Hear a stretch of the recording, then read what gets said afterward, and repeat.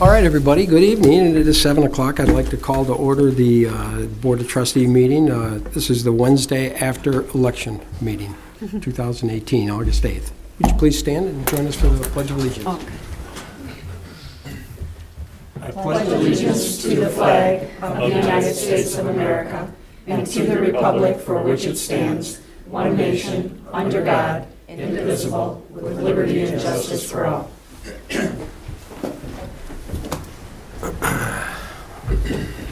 Thank you. Kelly, would you let the roll please show that we are all here other than Chris Enlow, who is on vacation? Moving on to the approval of the consent agenda. Everyone had a chance to take a look at that? I'll move to approve the consent agenda as submitted. I'll support that. All right, we have a motion and support. All those in favor say aye. Aye. Opposed? Okay, moving on to announcements and communications. I would like to start an announcement here. I just wanted to give kudos to Michelle Cash and the clerk of the job that she has done with April Talaga, one of the deputies, and Debbie Cotherly,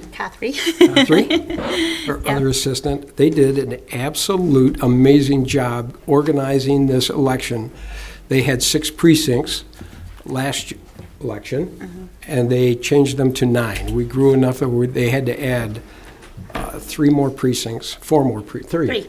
And they did a wonderful job. This thing went off without a hitch, and the volunteers that showed up to help them were utterly amazing. And they had a pretty good staff of people. She was pretty well-rounded. 45, so they did great. I mean, our election inspectors and chair people, they do it. They make the election, so it was a good turnout. It was wonderful. Unless you can actually sit down and watch something like this take place, you don't realize the work that goes into an election this size. And it was truly amazing. And they have all brand-new machines. They had to learn these new machines. Everything was really crazy. But it was a wonderful election. It was a big turnout.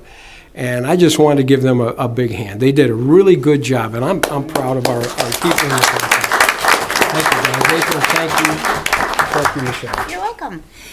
We did do a 32% turnout in Lyon Township, so that was really good. Our biggest turnout of a precinct was Precinct 5. They did 39.3%, so we did have a really good turnout, and we had good voters in our township. Yeah, did it for John. But again, thanks to April and Debbie for all their help, and all the inspectors and chairs were awesome. So, and all of our staff, that Richard and our guys Ryan and John and Mark Schneider, they all came down, broke everything up last night, so we were basically all broken down and ready to go to the county by 11, so it was good. Very good. Thanks, guys. Thank you. It was just awesome. Okay, any other announcements? I just wanted to remind residents that there is a South Lyon Area Recreation Authority and Matt Katz's open house on August 27th from 6 till 8. And also Oakland County Dog Census has begun, and they're going door to door making sure that your dogs have been licensed. My 2 are, so I was happy to get that in under the wire, and I think that started this week. Great. Okay, great. Anyone else? Anything they'd like to announce? Okay, let's move on to the call to the public. This is where we can come up to the microphone and talk about things that aren't agenda related, and we got a couple minutes, 3 minutes apiece. Good evening. Good evening. Name My and name address. is Terry Seaver. My address is 1883 White Lake Township. I have an issue here, and I think it's something that the board should take seriously. As you know, Napier was just currently improved and paved from 9 Mile to 10 Mile, and this is the engineering report. Let me just say, first of all, I'm surprised that they did that whole project without any engineering or oversight by the township. As a result of their work, I'm representing a gentleman named Leo Sauve who owns approximately 9 acres on Napier. It's the midpoint between 9 and 10 Mile, and it's the low point. And if I may, Your Honor, could I pass out a little pass out? Sure. Okay. Great. Oh, you can pass them down. Thank you. Sure. Sean and I can share. No. Get it? Okay. Does Carol want one? This one down to Carol. Here, I got one for Carol. No problem. Thank you. I don't know if Carol remembers me, but I was on City Council Yes, I Farmington do. Hills when you were I do. our city attorney. So what I have here, and with respect to time, I'll go through this very quickly and then hope to get a follow-up. But the front page here is an excerpt from the overall plan. And this was engineered so that in front of Mr. Solvey's property, there was, and you'll see where the top engineering drawing says existing section, there was a culvert that went across in front of his property, almost in the middle. And before the existing, the elevation was 980.97. And interesting enough, the culvert was designed going uphill a bit, and the outlet was 981.31 on the other side. They, in their infinite wisdom, decided to raise the culvert. The culvert elevation now is 982.4 on both sides. The point I want to make is on the second one with the color pictures. The first picture, number one, shows the property, the road at the high point going south. The second picture shows Mr. Solvey's property, and I circled in red where the culvert is. And the third picture, while people say, well, you know, there's not much of a difference when you allow for a 6 to 8 to a foot inch accumulation of water. It's going to spread till it gets to the high point and drains. The last picture shows the elevation of Mr. Solvey's property.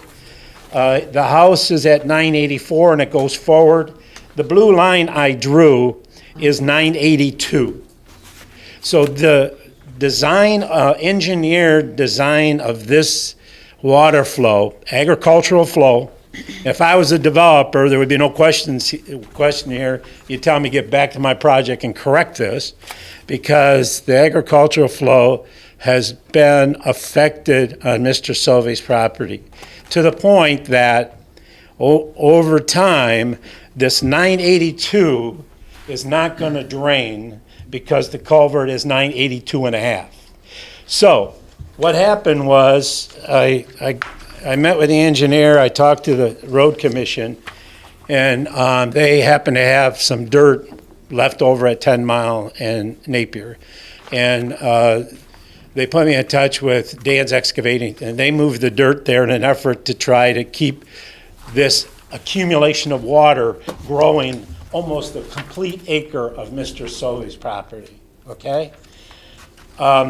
Your building department and your engineer now is threatening to take action against Mr. Solvey. And the supervisors know I talked to him. We do have to wrap this up. Yeah, We're I running out of spoke time. with the road commission. They're gonna look at this, but if Mr. Solvey gets a violation, then the road commission should get a violation for violation of Article 4, stormwater maintenance or management, Section 15-25. So, Okay. I've been around, I'm on the city council, mayor, county commissioner. I know that these are issues, but the road commission doesn't have any more right to change the agricultural flow and create a flooding on someone's property. Okay? If this was a new development and I was a neighbor here yelling, you'd say, take the culvert out. So take action, tell the county they need to take the culvert out. Okay, thank you. Anyone else like to come up? Okay, seeing none, let's move on to reports. First, we have the DDA. Good evening, everyone. Okay, I have a couple of things to report on. First of all, I wanted to provide you this evening with an update on some economic development in regards to investment dollars in the DDA. And I hope to provide this on a regular basis too moving forward now that I have some techniques to track the information. So in 2017, we saw an investment of over $22 million in commercial and industrial properties in the township. Year-to-date for 2018, commercial and industrial investment for new construction, renovations, alterations from January through July totals over $4,025,000. With that information, we should see an increase in the second half of the year because we do have a number of larger projects currently in the pipeline. So in comparison, we saw 22 million investment last year. We're around 4 million right now, but hopefully we'll see some significant numbers as we move through the year. So I want to keep you updated on those because they're important metrics that we look at when we consider economic development. Also, I'm working on a report to show the number of jobs created as well as jobs relocated here to the township. Oftentimes, we have newer companies that come in, whether they're new startups, we want to track those jobs, and then if they're companies that are relocating to the township, we want to track those jobs as well. Also, on the topic of jobs, Lionworks Job Opportunities Facebook page now has over 400 followers. We're working to increase that following. The DDA has invested in advertising in Lionworks, or Lion Today, which is our local magazine, to promote folks to look for job opportunities on that Facebook page. And what I do is I keep track of all of the HR managers and any job postings that take place here in the township, and we post them on that page as well. And that's an effort to try to let our local folks know what jobs are available and help our local companies find positions and fill those positions. An example is right now Magna is looking to hire over 40 people. That's a real significant number. And so I spoke with them recently, and they would be very interested if we were to host a job fair in the fall. So I'll be reaching out to Magna and some of our other corporations and even smaller companies to see if there's an opportunity for us to promote job information in some type of a job fair. Drains, I've been working diligently with our team as we focus on resolving some of our drain issues that we have in the DDA. And we met recently to discuss some funding sources. We also sought input from Oakland County as well as the Michigan Economic Development Corporations to see if there's some funding dollars available for that. So we'll keep you appraised on that as we move forward. The township website. There's been a slight delay in getting the navigation squared away with the new website. And the delay is mostly on my part because I've just been very busy. I haven't had an opportunity to follow up with our contractor. But I hope to get us back on track, and hopefully at our September meeting, we'll be able to take a look at and review the early look of the overall website. And I'll be asking for some feedback on that as well. And then lastly, I wanted to let you know that the MEDC has identified the Walbridge industrial property as one of 16 properties that will take part in the Michigan Site Readiness Project. And so I'll be coordinating with the MEDC and all of our local groups here as we work with a consultant that's been hired by the state in order to identify how we can get that property moving, how we can look at identify any challenges or issues that might be facing it, and how we can promote that and get site selectors interested in it. And that would conclude my report. Thank you, Tina. Moving on to the fire chief. Fire chief. Good evening. We had a pretty good month, and which is nice to say. Thanks for your support again. We did get the two Lucas 3 CPR compression machines. They've been placed in service on each of the rescues. We did receive word about a week or so ago from FEMA that we were awarded the Assistance to Firefighters grant for $122,000 minus our 5% share, so $116,000 to equip both of our stations with the exhaust removal systems to reduce toxic fumes and cancer-causing agents by placing these on our apparatus. So we're working with different vendors right now with appointments, and we'll hopefully the September meeting is when I'll be bringing to you, if not September, it'll be October, as far as the bids that we're looking at for that. We also have been looking at the future budgets and future needs of this community.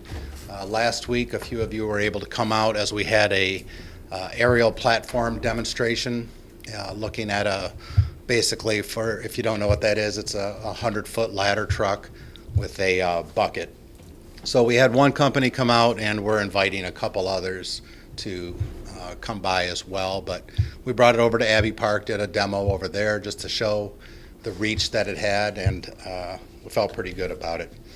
As far as the engine one that we've already ordered, we did run into a little snag. We had a planning meeting yesterday with Halt Fire.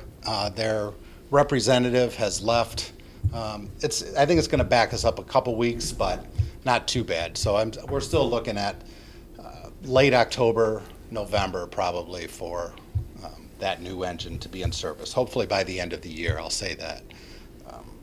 And also, we had a couple high-profile calls recently that included a gas tanker fire on the freeway. Our guys did a terrific job of stopping that from becoming a much bigger disaster with over 10,000 gallons of gasoline. A quick attack, stopped that from becoming much worse.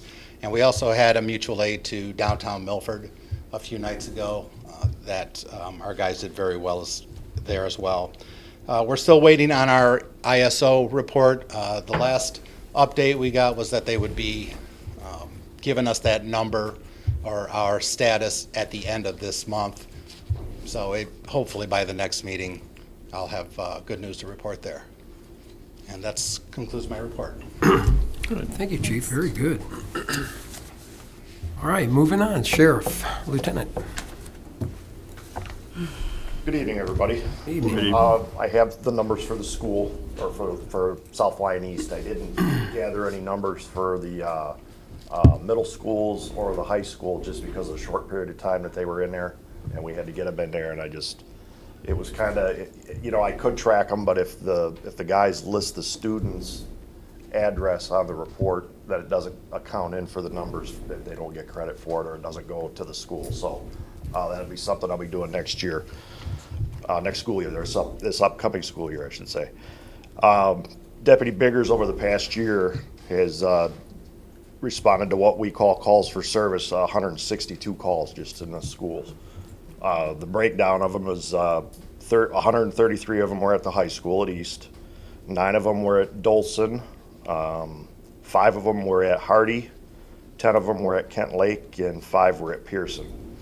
And those calls are just, some of them are criminal, some of them are traffic complaints, some of them are discussing incidents with parents, students, meetings with students about certain things, whatever the school has them do.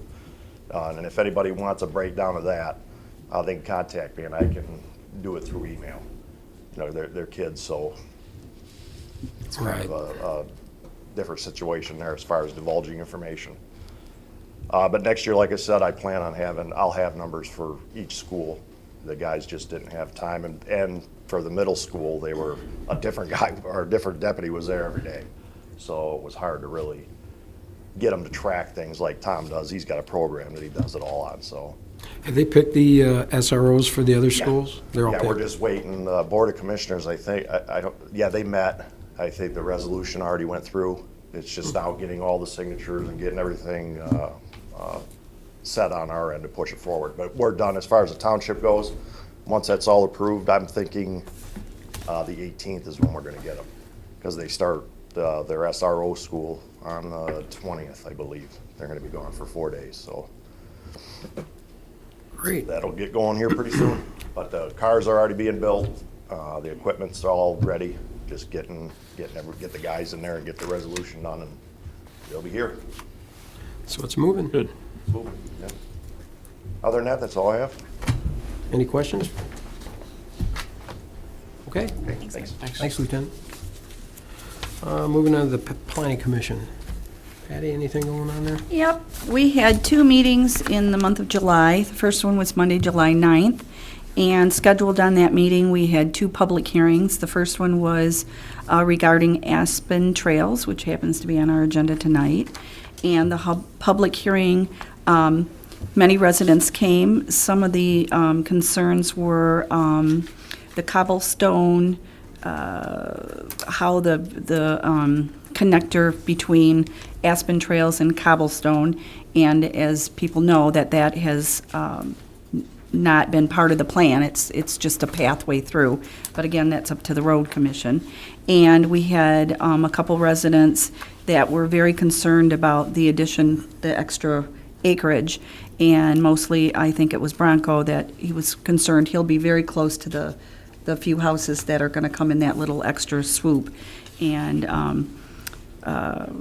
Rick was hoping, and I hope he met with Bronco to get that settled in specific tree placements. On the other Lion Station, which was formerly Griswold Road PD, no one showed up for that public hearing, and actually, they just really discussed the layouts, and he had brought in 3 layouts for us to look at, and that was it. And then our next meeting was July 23rd. Unfortunately, I was on vacation for that meeting, so I can't report on that. That's my report. Okay. Moving on to the ZBA report. Anything? We had a meeting on July 16th, and it dealt with a variance for a freestanding sign for Lion Grill, and that variance was granted.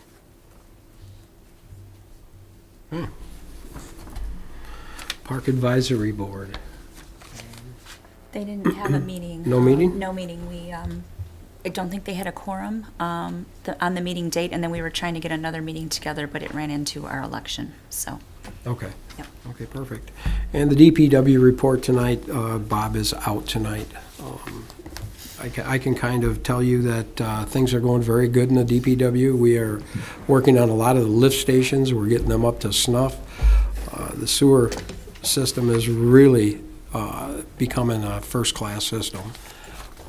The water system, we'll talk about that here in a few minutes, that's coming up. And we've got some new lights going in on the ring roads that have been knocked down, and finally got them under control, and they'll be going up, I believe, this week. So we got some good things happening. Okay, I think that takes care of our reports. Let's move on to the approval of the agenda. And we do have a deletion tonight. We were emailed this afternoon and asking that Todd Wyatt's Oakland South Oakland SWA. SWA, he'd like to get that off of the agenda tonight. He's not ready to present it. So that is 10A, new business. 10A, new business. Is that just removed or tabled? He asked it to be tabled, but he Yes. didn't know when his next, I asked him to please contact us when he was ready to go on, and that was my email back to him. Should we table that, or should we remove it? Remove it from the agenda and add it later, can't we? Carol? Or, yeah, Okay. just remove it. I'll make a motion to approve the agenda with the deletion of new business 10A. I'll support. I have a motion and support on the agenda. All those in favor say aye. Aye. Opposed? Okay, moving on. Unfinished business. Our first unfinished business is the discussion of the water from Artesian Pioneer, Mr. Kitzman. Good evening. Evening. Just a little update. 9 Mile and Griswold Tower is moving on up. We're up 13 lifts now. Got 9 more to go, and then the top pan and the tower will show up. And so that one's moving along really, really well. Over at the Woodwind site, we got a little delay. We thought we were going to be able to go over the top of the electrical before Detroit Edison came to move it, but that didn't turn out to be the case, so we got a little bit of delay there on the footer. But that line has now been moved, and we actually are digging footers tomorrow for the building. The tank work and underground piping work there has progressed as normal, and we're in good shape there. In fact, one tank is almost completely finished. The other 2 are just starting. but they'll go fairly quickly here going forward now. So we're in good shape at Woodwind. John and I took a trip to Lansing and to DEQ on the South Hill well, and you got me. I mean, I guess we just needed to go up there and hold their hand because they approved it after 7 months. Okay, I got the South Hill well approved, and of course that in turn then allowed us to submit plans for South Hill's treatment plant, which we did today. The South Hill plans are into DEQ. The well's approved. Woodwind's moving along, and 9 Mile Towers will be coming out of the trees here very shortly. Okay. Any questions? Any kind of, when we might have some water turned on, anything that you're thinking any time soon? Or? Predictions. Let me give you that update next month. Let's see how we come here this month, and let me give you an update next month of where I think we'll be and when we'll turn the units on. I think We just have a lot of residents that are really excited, and we'd like to start telling them some dates maybe that. Well, we're gonna have treated water here before the end of the year. When if everything goes well, we're gonna have filtered water here, and that's our goal. As far as South Hill, of course, it will be dependent on how long they take to review it.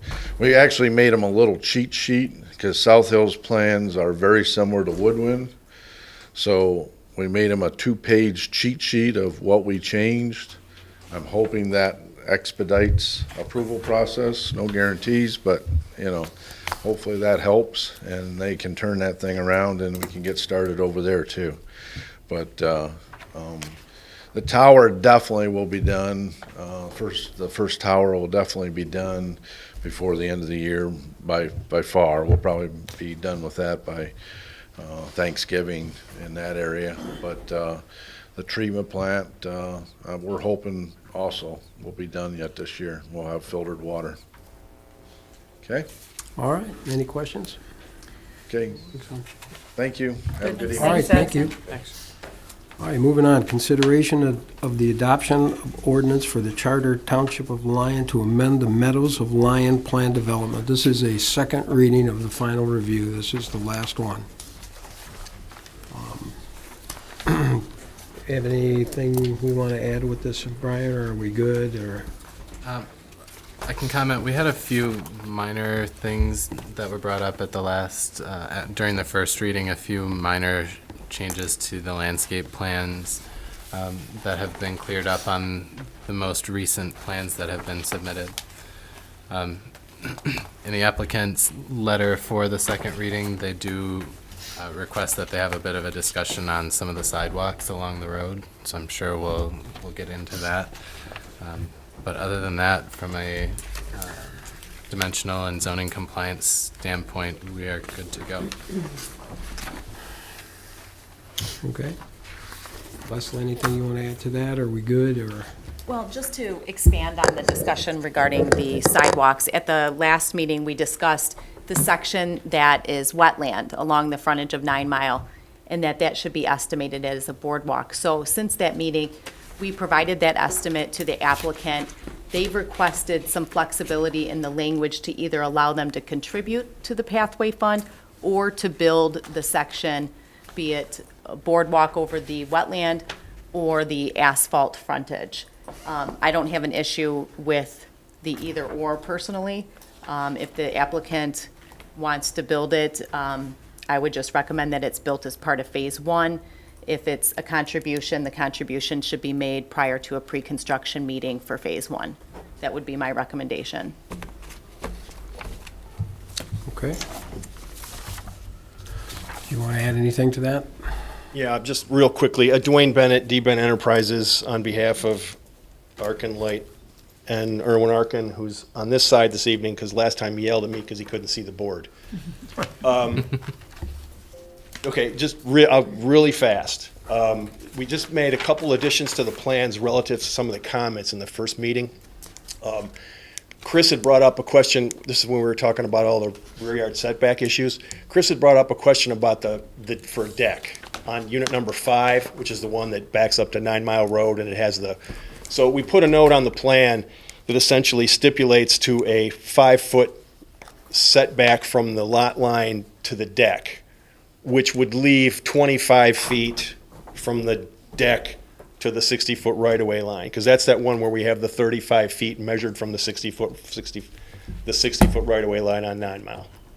That was number one. Number 2, Leslie, the mid-block crossing in pink, we had pretty much talked about that before.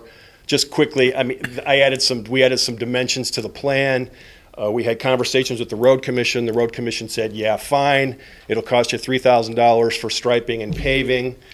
And Leslie had provided us this past Friday with a cost estimate for 14 feet, Leslie, I think? For 14 feet of bike path. So, and this is what Leslie alluded to, I guess what we would just like to quantify is that the mid-block crossing is going to be there's 15 feet of it, but this green line is the bike path from the Woodlands of Lyon. So we're going to build 15 feet from, when 9 Mile gets paved, it'll be 15 feet from the Woodlands of Lyon path to the back of curb, and then another 49 feet from back of curve to where this curve begins. So we're building 64 feet of bike path for the mid-block crossing, so we would just ask that we not have to make any contribution for what Leslie has as the 14 feet on her cost estimate for that missing, quote-unquote, missing bike path. And this is that area where it's real steep and hilly, and we couldn't build it to the property line because of the ADA restrictions. It goes way up that hill right there. Just to add on to that, after the board meeting, I estimated the entire frontage instead of taking that little piece out. So Dwayne's making the request to do the mid-block crossing in lieu of that little piece. And secondly, the other issue that Leslie talked about, the purple down here, this is that area where the bike path ends. It's 269 feet to the property line. This is what we had previously committed to making a contribution, but not so much in light of Leslie's cost estimate, because I don't really have any quibbles with her numbers, but some of the potential people that we've talked to that might be interested in buying the project have come back to us and said, well, we think we might be able to build that for less money than what the estimate is. So essentially all we're asking for, the PD agreement language currently says that we shall contribute to the sidewalk fund. Lisa Anderson and I have talked about this just recently. What we'd like to do is maybe just have some language put in there that we either will contribute to the bike path fund or we will build it on our own. The developer builder will build it on its own. And last but not least, and this one seems awfully silly, but I have to bring it up because Mr. Patrick Sloan and I had a conversation about one of his comments. This is Hilda Lane, 9 miles up here. And one of Patrick's comments was the sidewalk crossings at the intersections. He had wanted us to add a couple that weren't shown on some of the plans.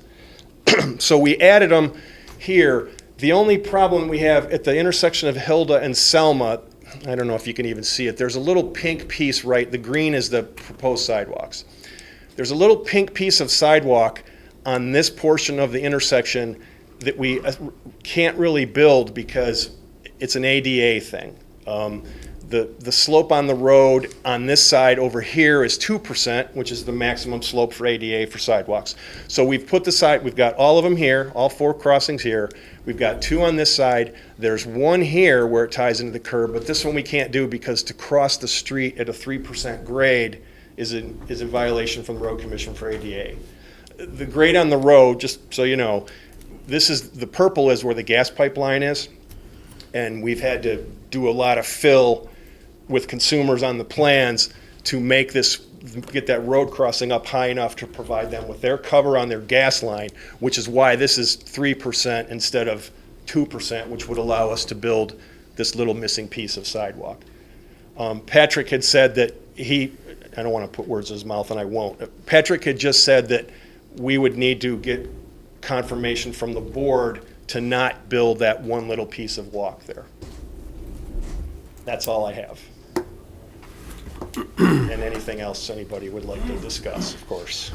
Okay, well, I'd like to open it up for a little discussion on some of them items that you changed a little bit. We'll start, Lisa. Well, I believe that you do need to make the contribution for the missing feet that Leslie Zawada did mention. It seems as if every meeting I mention this in some connection to some different plan. I see residents on a regular basis trying to navigate our community without sidewalks or incomplete bike paths. And just the other day, I saw a dad and his son running along 10 Mile because that was one section that they were on the shoulder, and that was one section that did not have a completed roadway or I'm sorry, a completed bike path or sidewalk. And so the contribution is needed. Whether, I mean, I understand that you don't feel that you want to put in those missing feet because of the mid-block crossing, but those contributions help complete our network in other places that are not necessarily adjacent to your development. But that's the importance of having those contributions to our bike path and sidewalk fund.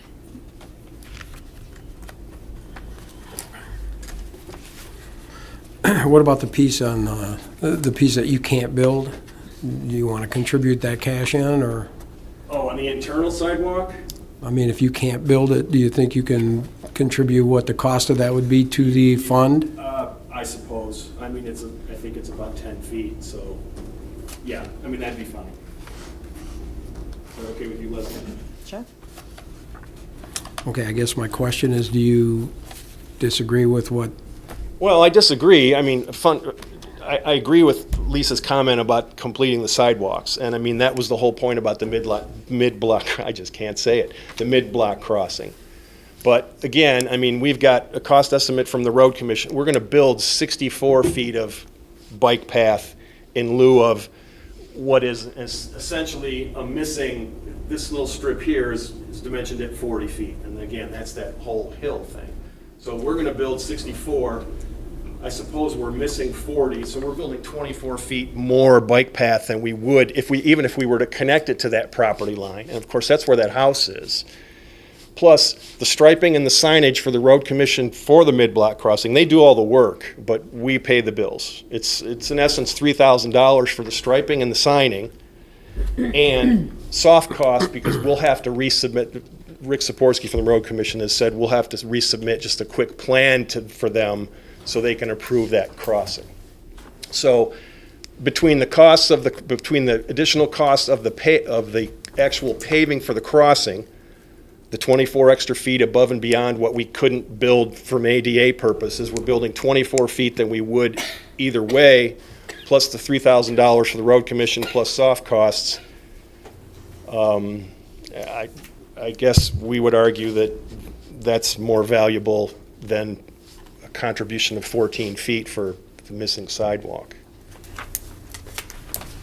Okay, anyone else want to talk? I don't have a problem with the actual either or, because I think our property abuts next to it, so I'd kind of like to see the trail built personally. Because that will, if we decide to do anything with the rest of our property, the sidewalk would be there, and then we could get it to 9 Mile. Yeah, you're talking about the boardwalk, right, Patty, Yeah. down here? Yeah, this is the, I mean, that's, if you're already putting all that there, I'd rather see it built, so. So I don't have a problem with either or. Either you Either pay the money. paying it or building you it build ourselves. But I prefer. The only problem I have with a boardwalk is they crumble and they are horrible after a while. And the problem I see is you're going to have that boardwalk going to nowhere until the township decides on what they're going to do. Mhm. And do we want to have that crumble before we But decide? then how, if we ever do anything with ours, we use I'm it just for a saying, park I- or anything else? Well, it's gonna be part of the homeowners association, just like anybody else's is. So, I'm just saying. That's, you might call this, that's yours. That's your land. So we're stopping here, building it to here, and then whatever you guys want to do across your frontage there would We talked about this before. I'm not fond of boardwalks because you've seen them deteriorate in a lot of, maybe not so much in Lyon, but in Novi, where they've been around for a long time. But that's neither here nor there. We've already kind of had that discussion. How far apart are you with Leslie's estimate? Well, I'm not, the people that we've talked to informally haven't given me numbers. Essentially, I know I'm not trying to tap dance around it, but they've basically just said, well, we might be able to do better than that. They haven't given me any cost. That was essentially the limits of their comment. So, and we don't, there's nobody, I can't quote anybody to you or quote a figure because it's all so. But she got quotes from someone who had built that sidewalk. Someone. Yeah, she's using, you want to do it? Yeah, I actually haven't bid out a boardwalk I can't even remember the last time. So I contacted Lombardo Homes. They built the boardwalk in front of Saddle Creek. They paid $525 a lineal foot. So we used their number in the estimate, and that was a couple of years ago. So that's my source for the cost. Which is why we would like to have the opportunity to potentially, for a potential builder partner, do it themselves, because they might be, it might be less, it might be more. But we would just like to have that flexibility. And this will be determined long before any construction starts. One of Leslie's comments in her email was, if we're going to make the contribution, it has to be done before pre-con. A phase one. This is all one phase, though, Yeah, it's all correct? one Okay. phase. So this will be, before there's any shovel or anything hits the ground, this is going to be resolved, one way or the other. It's either going to be, we're not going to build it, and when we have pre-con, the money will be paid, or we are going to build it, and the plans would have been submitted, would have to be submitted to DEQ. We're crossing there's the ITC easement is down. So all that will be worked out before any shovels turn over any dirt. One way or another, you will know what the ultimate decision is. Well, I'm satisfied with that language saying either or. All right. Well, this is a final, the second final review. Does anybody have any motions they'd like to carve out, or you got any more discussion you want to talk about? If you're ready for a motion, I'll make it. Ready. All right, I'll make a motion to consider the consideration of adoption of an mandatory ordinance for the Charter Township of Lyon to amend the Meadows of Lyon Plan Development Final Review AP-17-10, ordinance number 201-18, with the language for the boardwalk to be either placed or money contributed to the sidewalk fund. I have a question. Does that address the missing feet? First, let's get it. Does anybody like to second that? Okay, we have a motion and a second. Go ahead. Does that address the missing feet that Leslie Zawada identified? Up in this corner. I can amend my motion to that portion. You're talking about that the little one, or the, Leslie's estimate is two parts. One for the boardwalk. Yes, got it. One for a 14-foot length of bike path in this area, I suppose in addition to the crossing. Is that fair to say, Leslie? Mm-hmm. And we would like you to waive the 14 feet in her cost estimate in lieu of the crossing and the costs that we're going to incur in that. okay, I'll amend my motion to include that language, but for the little piece, you'll place that in the sidewalk In fund. the interior sidewalks, yes. The interior That's my sidewalk at, Right, on the other, do you want the street name? Selma and Hilton. yes. I'll second the amendment. All right, we have a motion and a second. Is there any further discussion? Let's call this one by roll. Patricia Carcone? Yes. John Dolan? Yes. Lisa Blades? No. Sean O'Neill? No. John Hicks? Yes. He's not here. Michelle Cash? Yes. All right. Thank you very much. Motion passes. Moving on. Moving on to the Lyon Preserve Plan Development Final Review. This is first reading of the final. Is this the second? Isn't the second reading? Second reading. Okay, second reading. Lion Preserve, Hutsmore Estates. Change to Hutsmore Estates. Thank you. Gonna miss you, Dwayne. Do you have anything to say about this one, Brian? I do. So during the first review, or the first reading, again, this is a 53-unit development on 10 Mile Road, on the south side of 10 Mile Road. We had a couple open items that have been cleared up. The first is we requested a timeline of development on all phases, which has been incorporated into the PD agreement. That was, I believe, added to the packet this afternoon. We also have, the applicant has provided facade designs and floor plans, a floor plan for one of the units, facade designs for, I believe, 3, is that right? All 6 of them, okay. And then the other open item that we had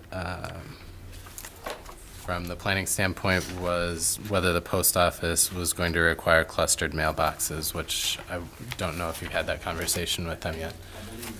Okay. But other than that, we are all set. I don't see anything outstanding.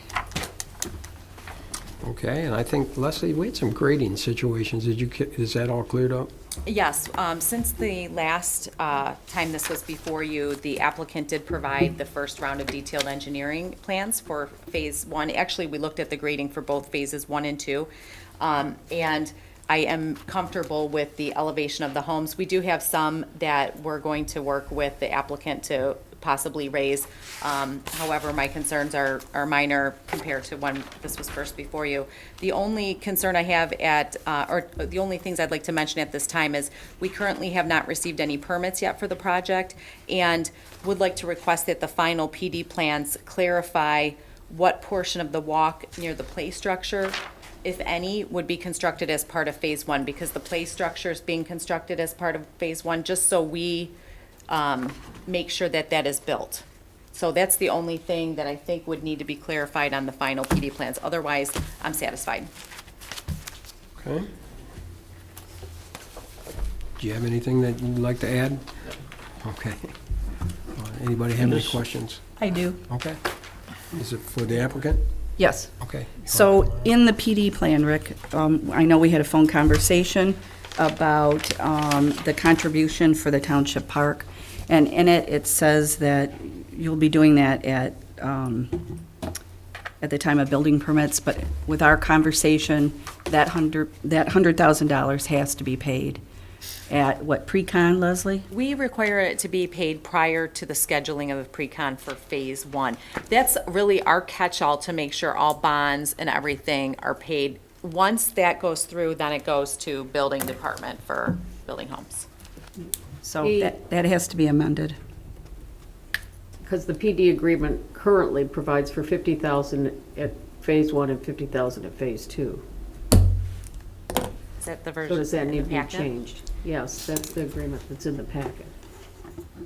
This one's in his thing, it's $1886.79 per building permit in this one.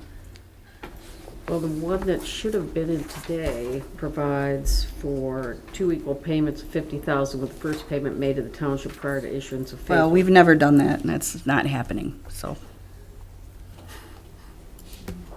We want the money. Never done that. Never, ever, ever. They go bankrupt, they don't finish the project. That money is slated for the park, and we need it.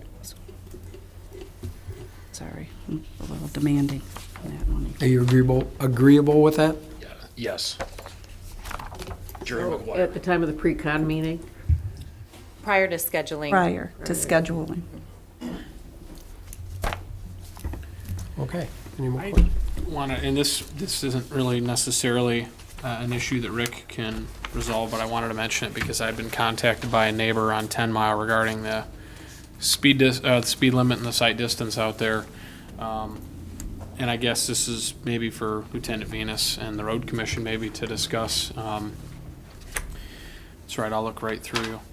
No, I'm just kidding you. I'm just messing with you. You were out of the way and then you moved in the way, but I knew what you were trying to do, yeah.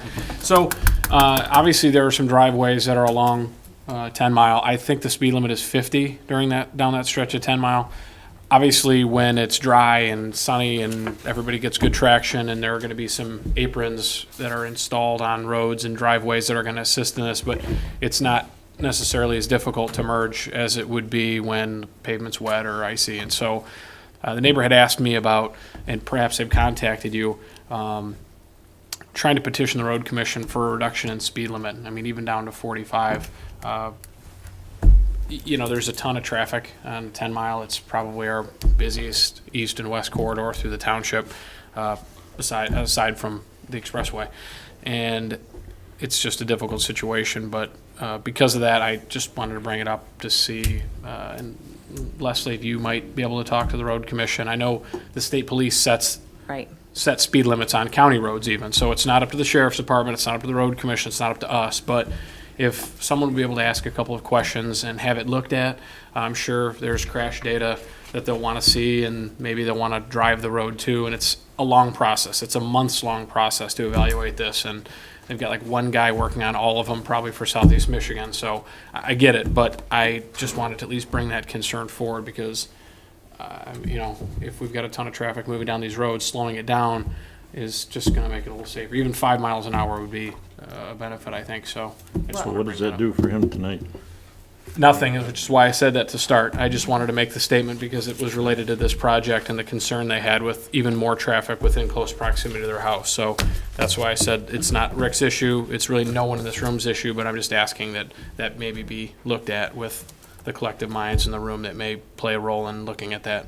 I can send an email to the road commission requesting a speed study, but as you mentioned, the speeds are set by the Michigan State Police, and the resident may even want to contact their state rep because that is a state government, really a state government issue to request a speed study through the state police too.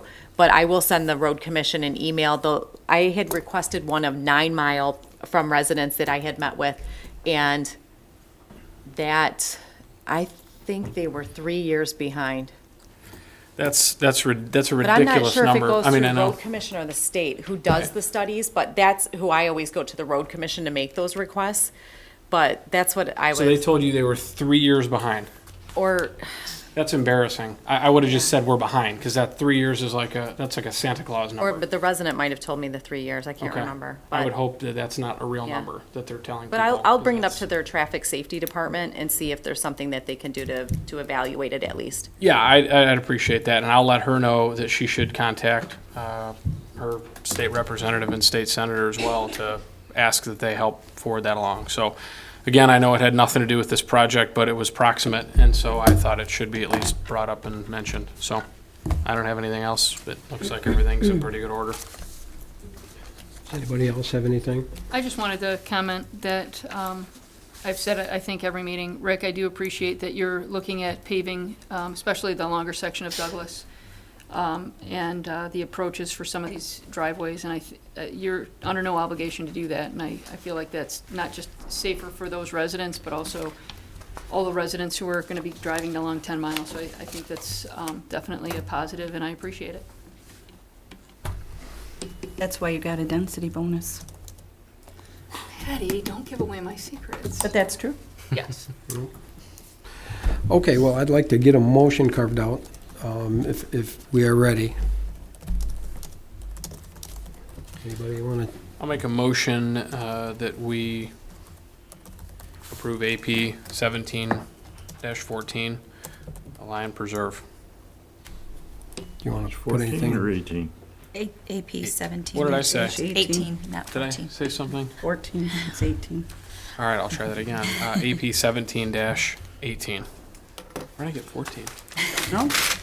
I didn't get a lot of sleep last Would you night either. add that the $100,000 would be paid before the pre-con, please? I will add that to the motion. Thank you. I'll support that.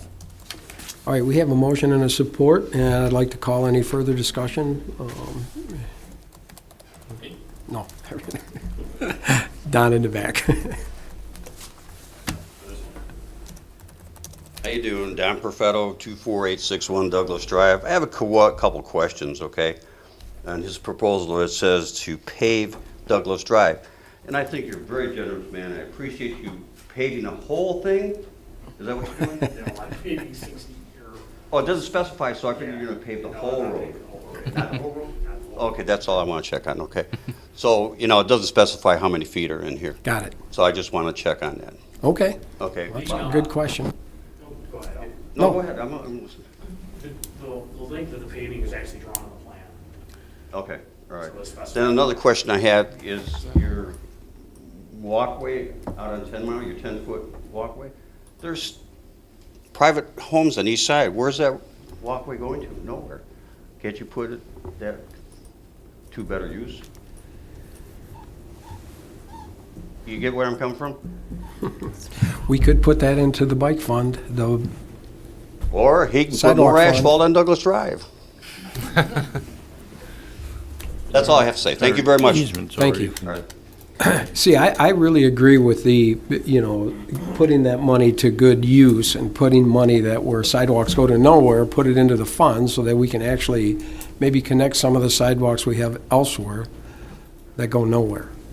The only concern I have with that is, let's say someday Rainey's gets developed, and then you've got, coming down there, then you got, then you're left with the stretch between Rain Lane and my piece that is not paved. I mean, this is really your choice. I mean, if you want to contribute or you want to build it. Does it have to be in the ordinance, or can we take that? Because this is the first time I really had discussion about this. So can this be addressed prior to the pre-con? And have it be my choice? You feel good about that? I'm fine with that. Do you have any problem with that? Either or, Anyone here to yeah. put that into a fund or to build the sidewalks? Either or. I think either or. I'm just trying to find it on the map right now to see. I've got it Yeah, up. Sean's got it up. Which, So there's specifically, again, I was trying to measure the road, which Douglas Drive, at approximately 60 feet from this plan. To answer your question, Don, wherever you went, it's about 60 feet, it looks like. I don't have a scale, but trying to scale it off, That's it looks about like 60 feet of paving on Douglas. Oh, okay, thank you very much. Yeah. Appreciate it. And it's what all the way to area was? Stone Lane before. The sidewalks in the front of the along 10 Mile. I think you want them long. It's gotta be a gap. Yeah. So that's the one we're talking about, either or? Yeah. Okay. I guess I I'd like think- to see it go in. I would too. The What problem was I that? have with not making it go in, we're gonna estimate it at today's dollars. We're gonna wait 5 years or 6 years or 15 years to put a sidewalk in with that money, and then we're not gonna get, we're gonna get half of what we would have gotten for it if it was just in today's dollars. That's my only reservation about not putting these in everywhere right Right. now. And I would agree that if you estimate it at dollars now, and then in a few years, I guess if we could, I know Leslie and I have been working on trying to fill some of these segments, but, See, and that's where I run into a problem with this whole thing, is filling these segments after the fact, because no one in between wants to give up easements for sidewalks. It's, the project I'm working on right now, it's, I would say, 30 to 50%, at least from initial meetings, we're negative for the project, even being compensated for the easement and them not paying for it. So they're not always easy. And so I don't know. I mean, if it's something that where the pathway is close to another one, I think it makes sense to construct them, have the developer construct them. What's the closest sidewalk to this project? Be Stoneley. Stoneley. And how far, you're talking, I think it's a few parcels, isn't it? Yeah, you're talking 1,000 feet. Tony Rainey's piece, Rainey, Greenhouse. oh, yeah, that's quite a ways. There's 3 or 4 parcels in between. All right, well, Either or. I'm gonna let my motion stand as made, which would include the installation of the sidewalk now, per plan. all right. I again second that. All right, we have a motion and a second. Any further discussion? I just want to clarify, you're saying, Sean, now to Yeah. build the sidewalk in front of the parcel? I want to install it now, Okay. so it's in and it's providing a valuable segment along 10 Mile. It'll hopefully connect somewhere that soon. one? Pardon? Yeah, so you all good? You good with that, Lisa? Yeah. Okay. Could you call this one by roll also, please? Lisa Blades? Yes. Sean O'Neill? Yes. John Hicks? Yes. Michelle Cash? Yes. John Dolan? Yes. Patricia Carcone? Yes. Okay, thank you. All right, moving on. This is a second reading of the Hobby Farms text amendment. I think we all are very familiar with that. Does anybody want to move that one forward? Make a motion that we adopt AP 18-26. I'll second. Yeah. All those in favor say aye. Aye. Opposed? No. All right, on to the second reading of the trash dumpster text amendment. I will make a motion that we approve AP 18-27. Support. All those in favor say aye. Aye. Opposed? Okay, that takes care of the old business. Moving on to new business. Consideration of introduction of Aspen Trails Plan Development, formerly Aspen Gate preliminary review. Aaron, you want to start that one off? Yes, I can. It's been a while since this project has been in front of you. It was on your agenda on November 6th for conceptual plan review. And at that point in time, it was a 70-unit, single-family residential development on the west side of Martin Road between Pontiac Trail and Grand River Avenue. Since that point in time, the Planning Commission heard preliminary review of that 70-unit development in February of this year. They recommended approval, but it was determined that there were some stormwater concerns that sent Mr. Elko back to the drawing board a little bit. He's since purchased an additional piece of property. So what was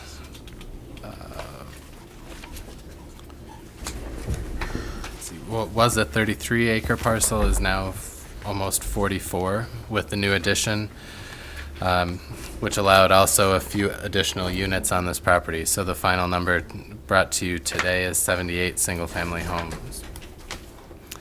Planning Commission again reviewed the updated plan in July and recommended approval of preliminary plan development review. Some general concerns, both expressed by the board last time you saw it, as well as the Planning Commission, were a desire to see some multiple family residential units, master plan density compared to parallel plan density, and they proposed non-motorized connection to lamplighter, small tot lot, and additional paving of Martindale Road south of the development. This is a unique combination of parcels because it is split zoned, and from the northern portion of the property to the southern portion, the zoning allows for decreased density. So at the very northern end, it is zoned today RM1. The center section, approximately 11 acres, are zoned R05, and then the southern piece that was just added to the development is zoned R10. So as you head south, zoned for less density.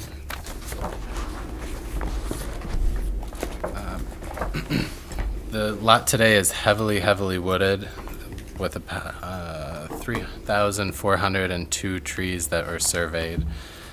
The woodland protection plan that is submitted as part of this calls for the removal of just over 2,000 trees, which sounds like a big number, but in all reality, the PD is saving a lot more trees than could be removed under traditional zoning. So from that perspective, that is one of the things that that we find to be a benefit of using the PD in this instance. Existing land use today, besides the vacancy, there is a single-family residence on the south side of the property.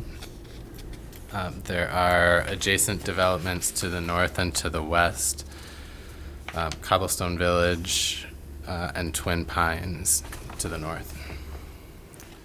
In terms of future land use, the property, all of the property, even though it's split zone today, all of it is designated as single-family residential B on the future land use map, which provides for a development density between 1.2 units per acre and 2 units per acre. That maximum density is actually slightly less than what is permitted when you combine all of the zoning lots together. So the parallel plan that is put together in the application packet shows 78 units would be permitted under existing zoning today. That 78 units, again, is what is proposed. In terms of plan development eligibility criteria, we've got a few different things to consider. So the first being recognizable benefits.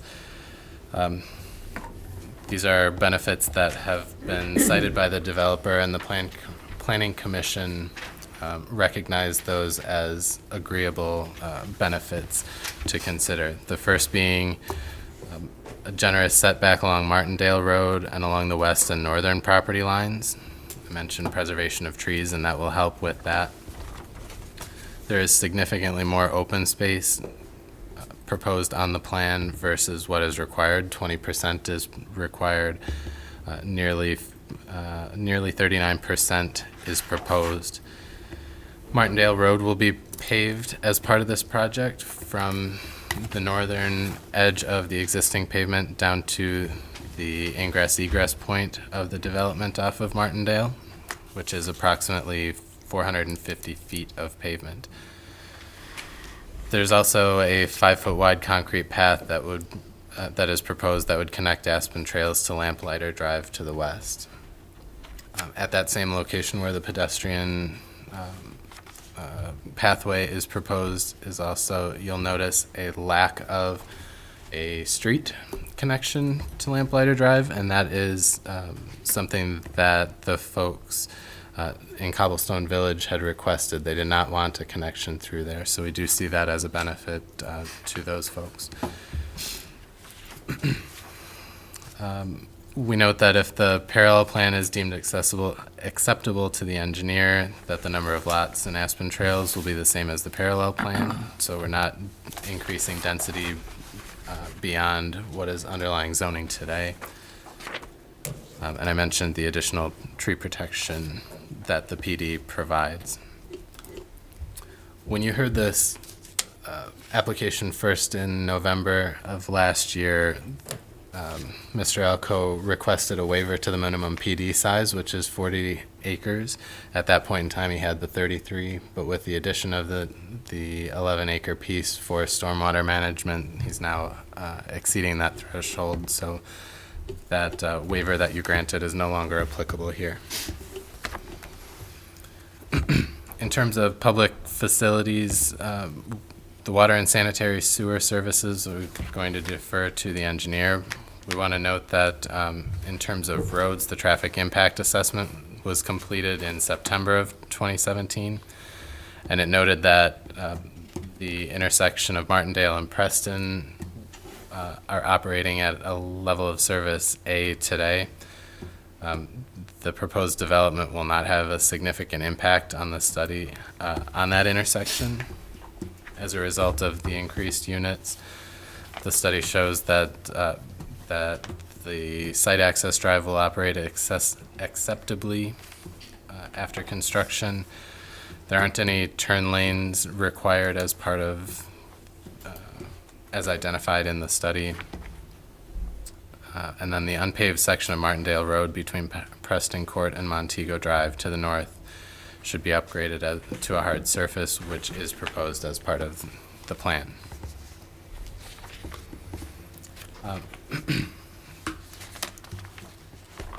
In terms of compatibility with the master plan,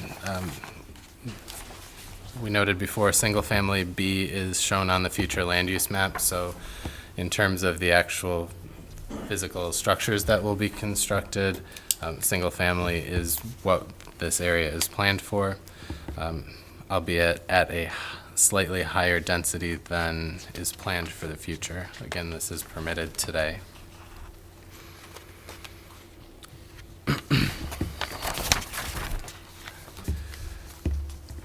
In terms of economic impact is a requirement to review, and the economic impact study included in the packet shows that each home will, for the entire development, the general fund will gain approximately $1,400 per year.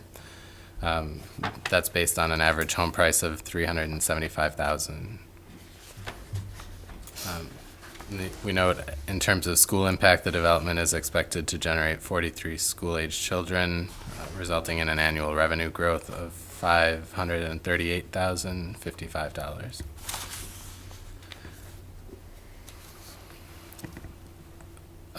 Preservation of natural features. So there is a fair amount of topography on the site that will be dealt with. I note that over 2,000 trees will be removed, which in the straight calculation would require a replacement of 1,943 trees.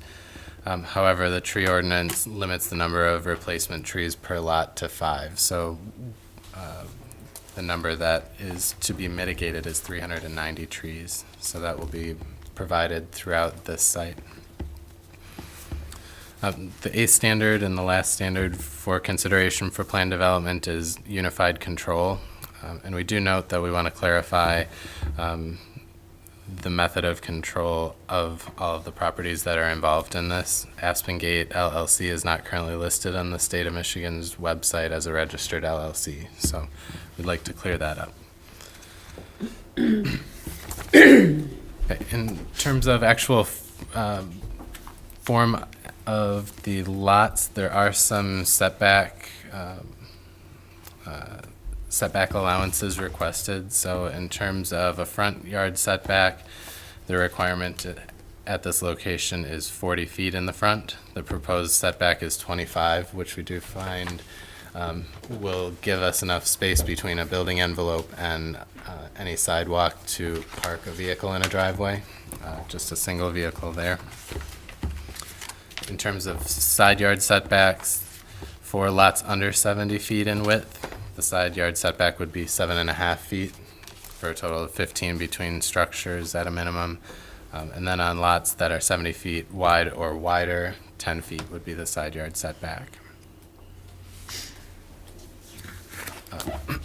There are a limited number of lots that do not meet the required setback along the perimeter of the development, where it's not adjacent to a road. These are portions of the site in the very northeast corner, and then along the southern edge. I've got a few lots identified, but we'd like to note that even though these lots themselves do not meet the 40-foot setback, when you add in the rear yard or side yard setback on top of what is setback from the property boundary, we do achieve that 40 feet of separation between what would be a building footprint or what could be a building footprint and the edge of the property. A similar situation is found on the very east side of the property for Lot 1, where the actual lot boundaries are 60 feet from the right-of-way. And then when you add in the additional 25.6 feet to the building envelope, we achieve 85 feet of separation. The Planning Commission found these setbacks appropriate, so you would have to find the same. In terms of sidewalks and bike paths, they are found throughout on both sides of all proposed streets. There is a 5-foot sidewalk proposed along Pontiac Trail, but it wouldn't connect to any sidewalk on either side of Pontiac Trail, similar to the situation you were just talking about at the preserves. So this new 11-acre tail, if you will, that has been added to the southeast portion of the site does have a 5-foot sidewalk going all the way down to Pontiac Trail, where it just terminates to both sides of that parcel. So the Planning Commission specifically recommended that the developer either contribute to the bike path and sidewalk development fund at that location. And then in terms of landscaping, all of the requirements, most of the requirements have been met for street trees. Throughout the development, there's a mix of white oak, plane tree, northern red oak, so we are supportive of that mix. Along Martindale Road, there are 19 trees that are required. However, the plans do not show those required 19 trees. Instead, Mr. Alco is preserving a significant stand of vegetation, and so is requesting to waive that 19 tree requirement. We're supportive of that. It's a beautiful stand of trees, so we don't have any concern with that. We do mention that 390 trees, replacement trees, are required on site. As the plan shows today, 156 of those trees would be on residential lots. We're generally not in favor of that because then the homeowner is in charge of replacing a tree if it dies 5 years from now rather than the association if it were in a common area. It puts the township in a much more difficult situation for getting those trees replanted in the same location or a similar location or with a similar species that we would accept. So we've suggested 2 potential options for the placement of those replacement trees. One would be to shrink the number of replacement trees in favor of installation of more substantial trees. So our requirement right now is for 2.5-inch diameter trees, and we would accept larger trees to be planted in lieu of that large number. The ordinance also would allow for the tree replacements to be placed on another location owned by the applicant within the township. So we'll look forward to your comments on that. There is a subdivision entryway sign proposed on Martindale Road. The sign detail indicates 14 feet long and 5 foot high. Of course, this will be reviewed and approved in a sign permit. Then we also want to note that there is a T turnaround proposed at the very north end of the development. So we want to defer to the engineer and the fire officials on adequacy in terms of that turnaround. With that, I can take any questions, or you can turn it over to Leslie for her comments. All right, thank you, Brian. Anyone have any questions for Brian at this time? All right, Leslie, you want to? Okay. I'd just like to reference my August 2nd, 2018 review letter, and I'm just going to go over a few of the comments that I have concerns about. Item number 6, since the Planning Commission review, the applicant did provide additional soil borings in the area of the retention basin. You may recall, and Brian mentioned this, the project originally had a detention basin proposed, or actually a retention basin in another location. And I had concerns about the soil borings. Since then, they revised the plan, and the soil borings that they had, there were mixed results. They've done additional testing. It does look like the site where the retention basin is could work. However, should the board approve the preliminary PD tonight, I would like to consult with a geotechnical engineer when the project goes through detailed engineering. A retention basin is, the way that it works, there isn't an outlet. So the stormwater infiltrates into the ground, and then you have some loss by evaporation. I have seen them in the township fail, and whenever I see plans with a retention basin, I use caution just because of past experience. Relating to that, I would also like to require that the applicant provide an overflow route from the retention basin. I'd like to see where the water, should the pond fail, where would it end up, and make sure that it doesn't negatively impact other property owners and makes its way to an acceptable outlet, a county drain, that type of thing. Item number 9, the retention basin designed for the parallel plan must be designed for the entire area contributing. The off-site drainage area must be included in the sizing of the basins, and the plans and calculations should be adjusted accordingly. Also, item number 10, sanitary sewer and water main shall be extended to the project limits, which is a requirement in your utility ordinance, unless that is waived by the township board. Currently, the project shows a pump station that would serve this project only without any water or sanitary sewer on Pontiac Trail. So I wanted to bring that item to your attention. And those are the significant items in our review letter. And there's also, I guess, item number 11, there's the proposed sidewalk at the north end of the project in Pine Valley Drive. Should also connect to the existing walk on the west side of Pine Valley Drive in the adjacent project to the north. So I'd just like to bring that item to your attention as well. Okay, thank you. Okay. We need a second to.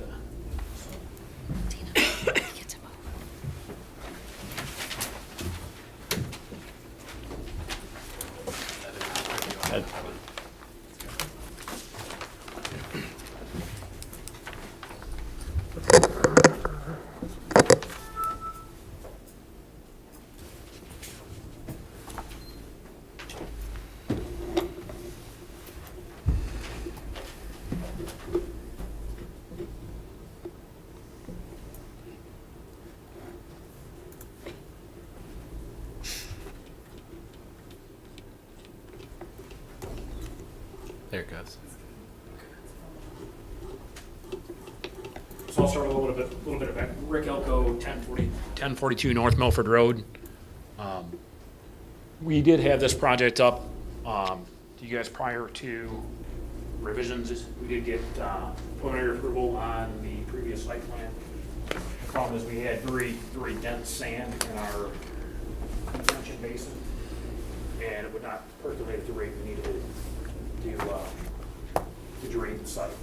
Since then, we have worked, it was kind of a twist of fate. Mr. O'Neill was a gentleman that owned a 10-acre parcel. He came to see me after that meeting, and he says, "Hey, would you like to buy my piece?" And I said, "Yes, I would." So, I For think... the record, that was not me. No, it was Mr. O'Neill. Right. Much older of Mr. O'Neill. So we went back to the drawing board and revised the plans.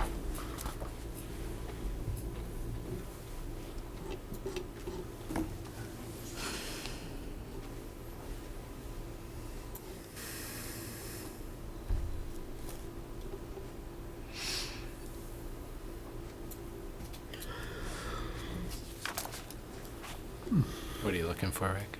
No, I'm trying to get back to the view I had before. This is not mine. The full screen view? Yeah. Oh, okay. That one right there.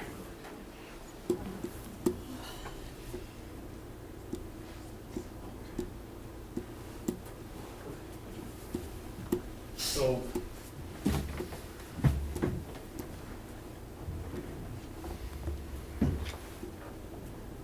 we have then this section of property here.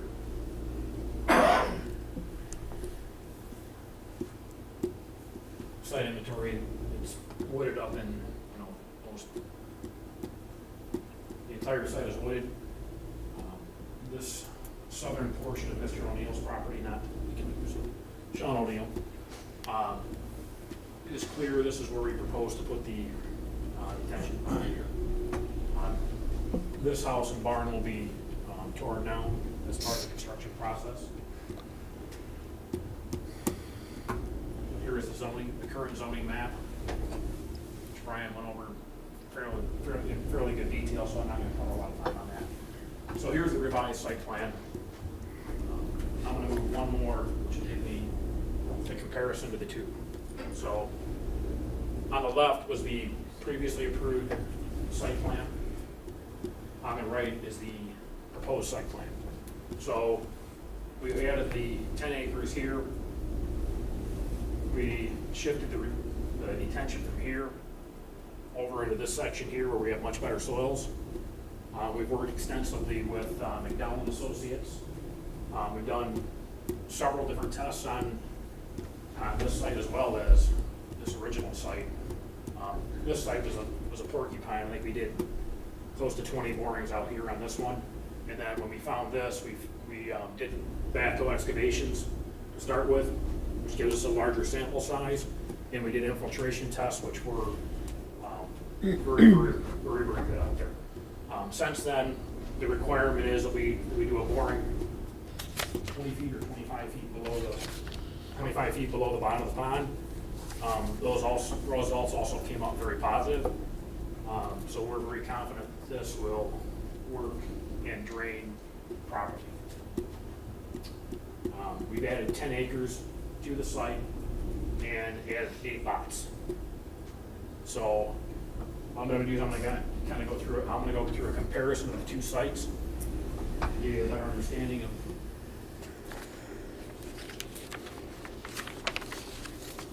So this one has the original site plan here and the revised one here. So we look at gross acres, I went from 33 to 4379. Our lot width stayed the same.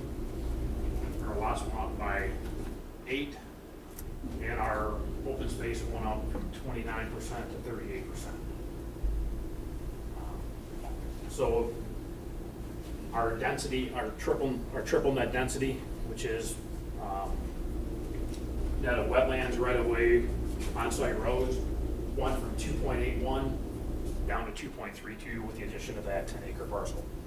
So it took us a little longer to get here. I think it's a better plan. I think it allows us to save some more woodland in this area here. It allows us to move the retention here. One of the things that was not a positive is on Bronco's site here. We came, and this is our closest point of contact right here at this corner. Okay, road geometrics are and distances are. I can't really. That road, if it shifts about 15 feet to the west, and then we run into a setback issue over here. We have talked several times, and I'm sure Bronco's going to come up and share his opinion on it. My proposal at this point is to, we did some plantings in this area here. Him and I met after the drawing was prepared. I showed it to him. I'm agreeable to doing some, what I was calling grubbing, throwing a smaller brush and trees on his property, and request the planning commission's board's approval on working with Bronco on putting some additional trees, some larger trees on his site, because he has more room on his site than I do on mine at that pinch point. So if it's agreeable to the board and the planning commission, we'd like to address some further plantings on this section and area here. The planning commission also had some concerns about buffering here, so we laid this in pretty heavy with replacement trees along the pond on both sides.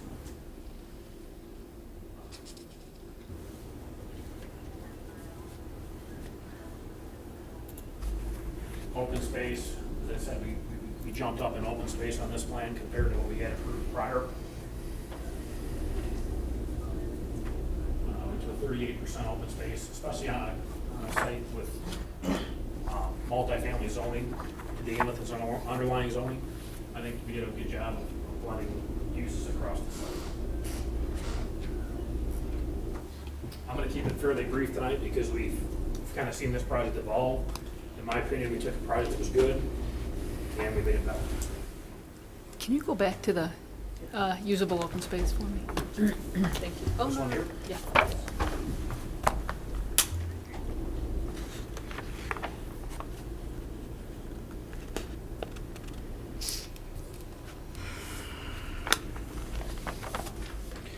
Rick, when I scaled off that west side, the side that backs up to all the neighbors on the west, is that about a 40 or 50 foot? 50 foot.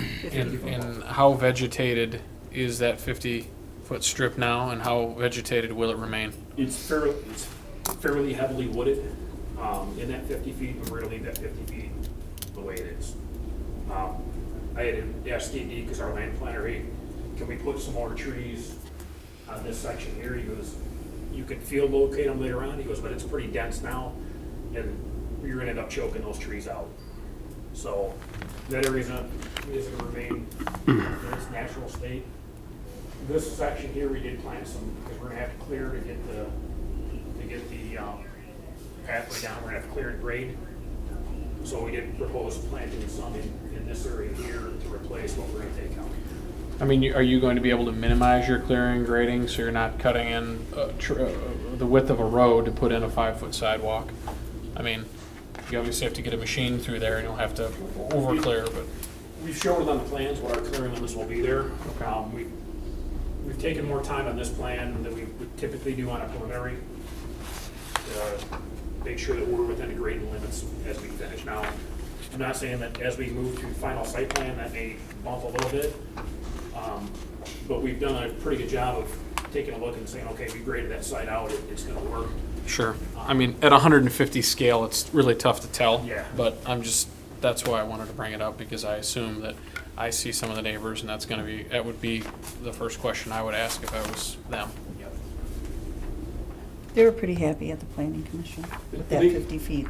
They made sure they wanted that, and Yeah, if it's heavily wooded, I mean, Yeah, 50 it feet is. can be impactful. I mean, I think that supplemental planting, especially if they're all deciduous trees, would potentially be necessary to make sure that the 6 months of the year where there really aren't leaves on the trees, you're kind of helping protect their view shed.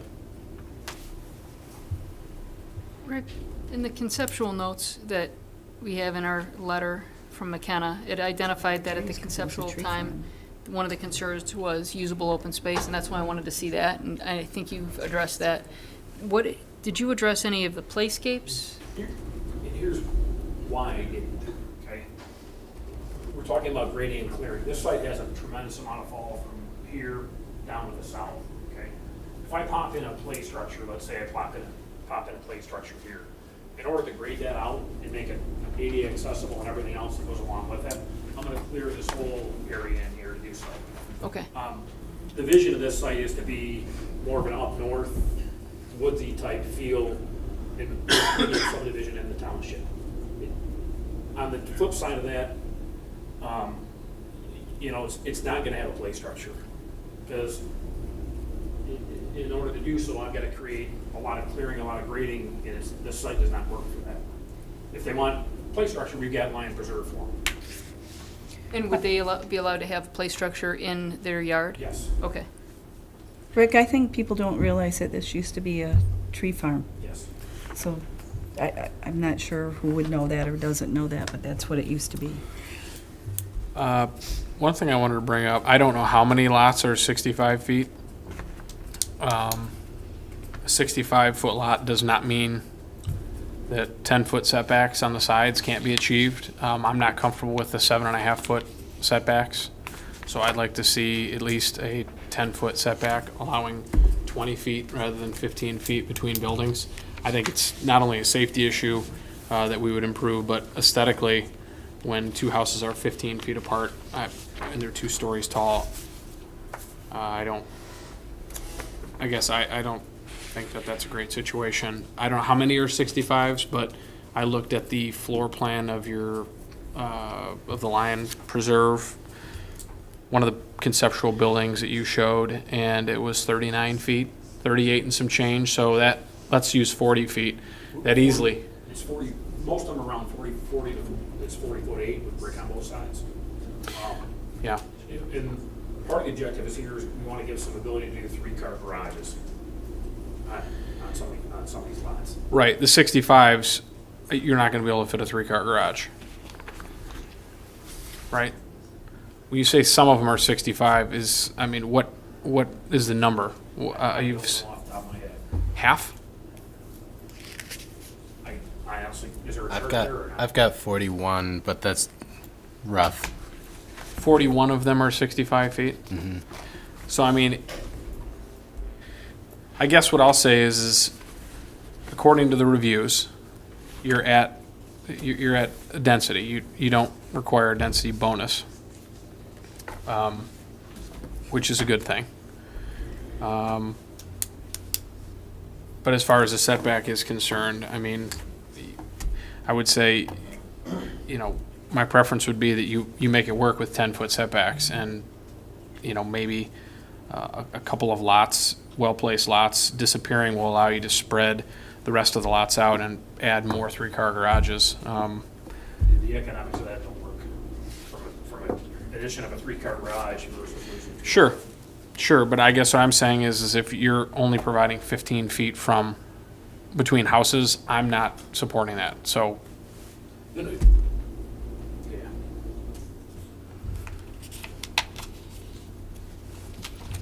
Sean, I don't want to cut you off again, so are you? I'll just stop talking. Oh, okay. So you don't have to.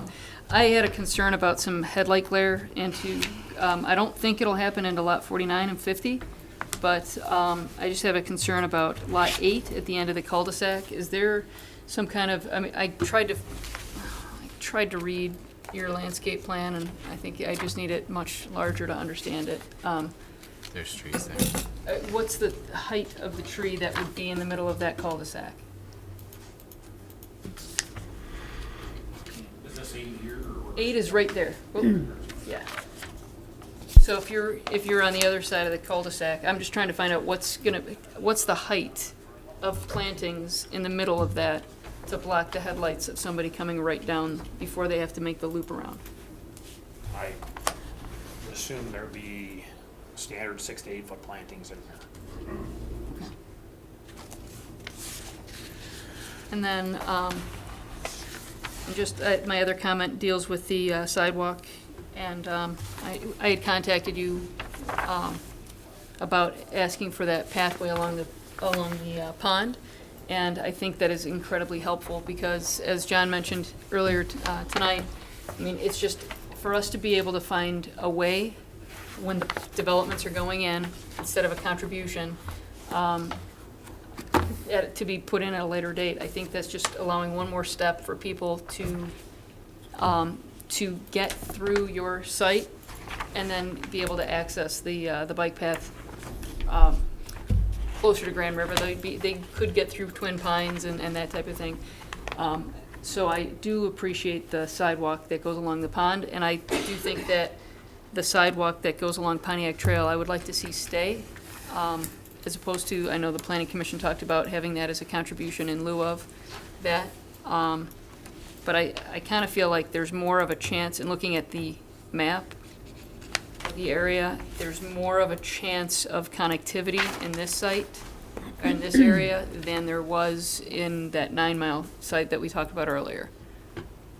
But that's, I mean, I still couldn't get to that sidewalk safely, but, well, no, I don't think it'll ever happen. But I do think that the people who are, I mean, you've got the MLB Pond sidewalk that ends right to the south of that, and then there's the other sidewalk that goes, I think it's by Willow Lane, and can't quite read it, on the south side of Pontiac Trail. But on the north side, I think there's a potential to have a future full connection, and so I'd like to see that one stay. And that's all I have for tonight. I look at this development as it's no density, but they are pretty small lots with the width. And back to Sean's point about 40-foot houses on 65-foot lots, it does crimp it pretty well. Now, the only option you would have to make them bigger and keep the density you're at is to clear a few more trees. Is that your? Yeah, But I mean, you don't want to. You're saying you can't pencil this with you putting any less homes in there. no, what I'm saying is I think I've done a great job coming up and presenting is it current density levels, but gives the township a much better product, okay? We preserved a huge amount of open space, trees, and it done, I think, a good job of creating a win-win for the township and the developer. I don't think it should be penalized for going the extra mile and having to remove lots. and I'm not asking you to move lots, I'm asking you to have 20 feet between buildings, so maybe not 10-foot setbacks. I mean, if you set this up right, you've got a couple of areas where there's quite a gap of open space between houses where you could shift the house and have it be 5 feet from the side of the lot where there's not a neighbor and 15 feet, on the other. But I mean, you're talking about roughly half the lots are 65 footers. Not everybody will want a 3-car garage. Some offer other alternatives where it's a 2.5, where you get a little bit of a cove and, you get the volume. I mean, I'm just asking you to continue to be creative for the sake of some additional public safety and aesthetics. I mean, my fear is always that, when there's an emergency, I know it's only 5 feet, but it could make a difference, and I also think it looks better. Provides more room for grading in the side yards, things like that, in order to make the drainage plan work as well. So I don't have an issue with the density, because it's been told by our experts that you're not asking for any. My issue is just simply having a housing product and a housing layout, an envelope on these lots that will work to where you can maintain a safe distance. I mean, the requirement is more than 10 feet. The requirement's 30 feet on some of the lots. You're asking to provide half of that, and I'm saying that's not acceptable to me. So that's where I'm at. So I'm not asking you to take lots out. I'm asking you to try to be creative with your product and your layout to make it work for public safety reasons. But I think that would require some removal of some homes in order to make that work. Well, I mean, you can get creative all you want, but if there's 41 lots that are 65 foot, you're going to end up with some super creative. So I guess that's what it, anybody else have anything they'd like to add to this? I just would, I guess, reiterate your, the concerns that you guys have mentioned about the side yard setbacks of 7.5 feet. That's a concern for me. My only question is I think, for Brian, on the last approval, in preliminary planning, or preliminary board, we had that's specifically where those 65-foot wide lots came into, and it's basically splitting and designating which ones would require the 15-foot separation and which ones would require the 20-foot separation. So in my opinion, we've hashed this out before, and we came to an agreeable solution on those, and that's why we proposed it this way. I think preliminary was the planning commission. Preliminary never got here. Is that correct? We got here. No, well, Stormwater issues. Right, no preliminary action was taken by, so We were approved pending stormwater. I think the planning commission did that. Isn't that what your records say? This board saw this plan at conceptual. This board never took action on your preliminary plan. This is the first time we've seen it at Yeah, I think preliminary. it was just conceptual when you brought it here. yeah, I don't have records of it coming here. And I'm not being argumentative, I just want to say that conversation didn't happen with this group. Because I would have had an objection at that time to 15 feet between buildings.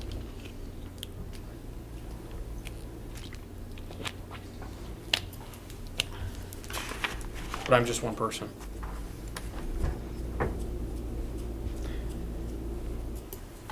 And I will say, I do appreciate the preservation of trees and buffering.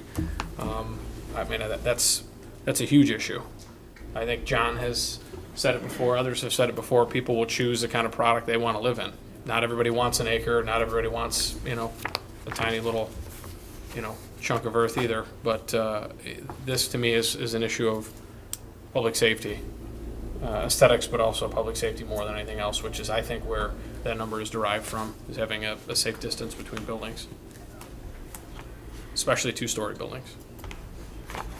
I think that has been brought up before also on the public safety, and I think we've asked Chief on the fire side of that, on distance between buildings, and not sure you ever really said there was a problem with that, but I'm just asking. I wasn't really paying attention Hey, now, I caught you. This is the residential separation that we're talking about. Yes, yeah, between buildings. Yeah, there's not a whole lot that we have to say about that. The closer it is, obviously, the more it can impact, fire spread, but we don't really get, we don't have anything specific that gives us a separation distance. Okay. It is a kind of a side note on this one. This one, part of this is in a multifamily district also, which your separation is 4.5 inches between units. So. Right, this- and they're built with fire-rated Fire-rated walls walls, and right. built all the way to the, yeah, they're built completely differently. So, any other questions at this point?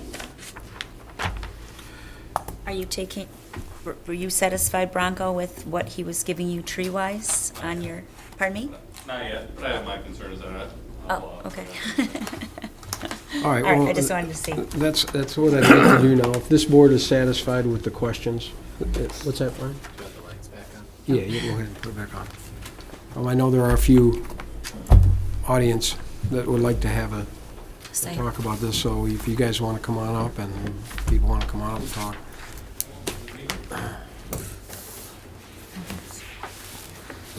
Zoom into this real quick. So it's easier to see. Oh, you want me to turn the light back off? Nah.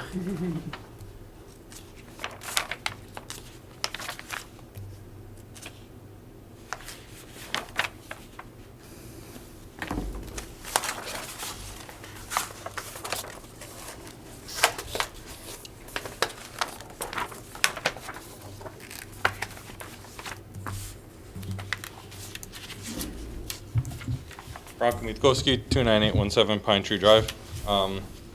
We are the corner parcel that is engulfed by Rick's new development. We're okay with the last development. I prefer this versus the parallel plan completely. Our concern is a few things. When we bought the parcel, the northern side was R.5, the western side was R1. So part of our purchasing the parcel we bought, which we moved in last March, was that we would gain 5 to 6 new neighbors. With this plan, we gain 12.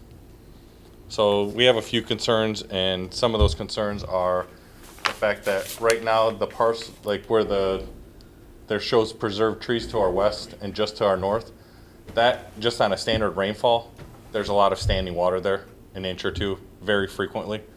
So one of our concerns is you get 12 new parcels, everyone starts throwing sprinkler systems in, because that's what you do in a subdivision, and now there's not just a little bit of standing water, now you create a lot more standing water. Some of our other issues are lots 27, 28, and 29 are really close to our parcel line because there's no real trees on the west side right now. The first 50 feet is a trail that the other Mr. O'Neill had carved out around his parcel. I had recommended to Rick.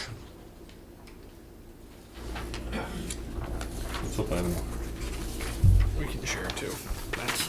I should, right? I kind of wanted to go there and grab them all just now. It's not 80 anymore. Oh, that's okay. I can share that.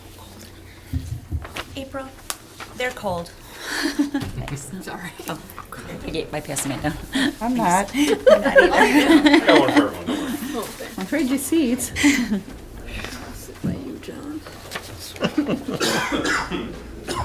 I was able to put the plan into CAD, and I had recommended to Rick possibly moving parcels 28 and 29 away just to at least help alleviate the issue of how close his parcels are. Because 28 or 26, 7, and 8 we're currently in the R1, which I know from when we built an R1 had a 75-foot setback from the front and rear, and none of those met the rear setback of 75 feet to the parcel.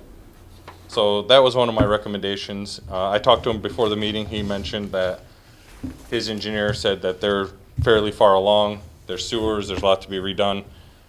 In my opinion, I understand that, but if this is where we're planning, this is the best time to address it and try and clear it up. We also talked about him. Ours was part of the tree farm, so there's a lot of, it's heavily wooded, but it's very skinny. Most of my trees are no more than 3 or 4 inches in diameter, and they're 70, 80 feet tall. They just grew up because they're so dense. So we talked about possibly clearing the western part of our parcel, since he's already clearing a lot over there, and potentially putting some of the trees over there on our side, just near the property line to help. He had recommended on his plan 16 6-foot trees. Just before the meeting, I had requested if he could put taller trees, something more substantial, maybe, I know it's a lot, but 20-footers, because when you put a two-story house, and my house already sits high, because my ground's a little higher where the house is, when you do that, a 6-foot tree doesn't really do anything. It's not gonna block much. And then one of the other concerns we had was just in general, the noise level that could come from 12 new houses that have potentially, multiple kids or people in the backyard. Right now, I go in the backyard and I see nothing but woods. I have one neighbor to my south, and those are just some of our basic concerns. Are you 1 acre, your piece? Mine's 2.5. 2.5, okay. And don't get me wrong, we're further off the property line. Mhm. The house, here's our, you can see the outline of the house faintly right here. So we're a little further from the property line. We're probably about 100 feet from the western edge. It's just when you buy the parcel knowing that, because I talked to Ed O'Neill before we bought our parcel, and he's like, I'll drop dead, dude, there's not a chance in hell I'll ever sell. So I'm like, oh great, that means I don't ever have to worry about that. Mm-hmm. And then the parcel north of me, Morris Hughes, he's like, he was a character, so he was never gonna sell. So I was like, oh great, we bought a parcel that'll always be wooded. And to go from having wooded to, 12 new neighbors, going from 1 to 12 kind of sucks when you moved from Canton to get away from that. The only other question and concern I would have is more of a question, or is a question for Rick, is the preserved trees and everything, would the association be required to do any cleanup for downed trees in that type of scenario? Like right now on the northern side, we haven't done much with it because our parcel is not full finished yet, but there's probably 6 or 7 trees just through the storms that have fallen, from Rick's side, and some are right there on the property line that fall onto our side. Is that something that would be our responsibility in the long run to have to clean up, or does the association, since the association owns that, or is that their requirement to, we can contact them and they can come and clean up their mess if I don't feel like doing it? How does that work? I don't know. It would be the Correct me if I'm association's wrong, but it's responsibility. the association, it's technically a trespass, so they'd be responsible for cleaning it up. Okay, so I could and when it's finalized, I could contact them, and if there's down trees or issues like that, and they would be required to come and correct the situation. You would be the driving force on that. The township wouldn't enforce that as a property dispute. That's fine. Curiosity, just so I know for future reference, so it's not you didn't ask that at the time. Sorry about your luck. Thank you for your time. Thank you. Thank you. Thank you. Anyone else like to come up? Okay. Well, the one thing that you did mention, Bronco, that I appreciate is that you'd rather have a PD than a conventional zoning, because I think they would probably remove all the trees, and I'm all for the preservation. I understand that. And that's the good part of what we have, is that he is. I mean, I believe that no matter what happens, that this property is going to get developed. And, yeah, and we just have to make sure we get it developed that works for everyone, and that's what we're here trying to do. So, anybody have any questions you want to continue, and are you just absolutely, there's no way you can move these setbacks and make a little more room between the buildings? You couldn't get creative like Sean was asking? And I can get creative. What it means is eliminating the 3-car option on those specific lots. So, if it's a must be to get approved, yeah, I can do it. I think that the residents of this project would like to have the ability to have a 3-car garage. you know, if it's a condition of approval, I will agree to it. Well, you said there's, what's the total? I counted 41. Well, I but mean, the forgive my total homes in the. 78. 78, so half of them, a little more than half are 65. Maybe I can shift some around like Well, Sean and said. I you think could- Bronco is onto something because he's taken 28 and 29, and his configuration has reversed the dimension at the road. But either way, it's the same, measured at the setback, not at the road. But,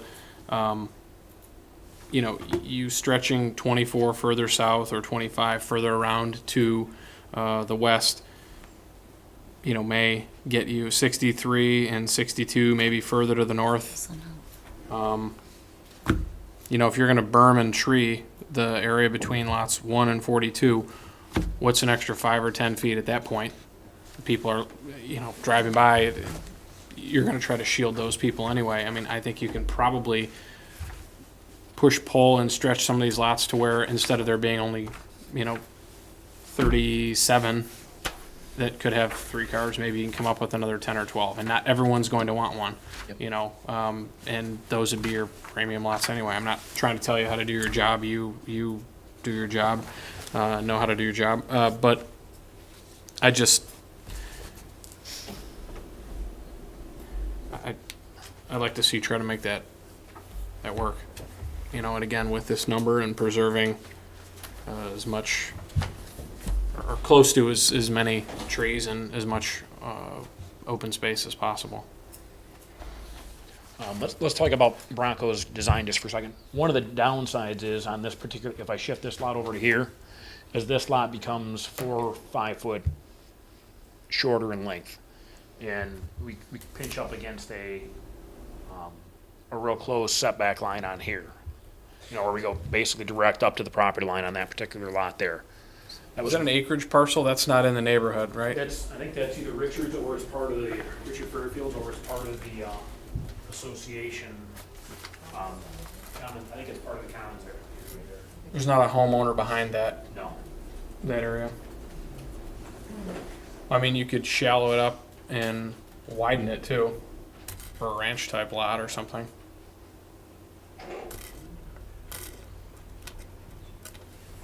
It is, that's the, Richard's matches mine. Okay. The north side of mine. yeah, right over here is the detention pond for cobblestone. And then right here is the property line, which is the acreage parcel.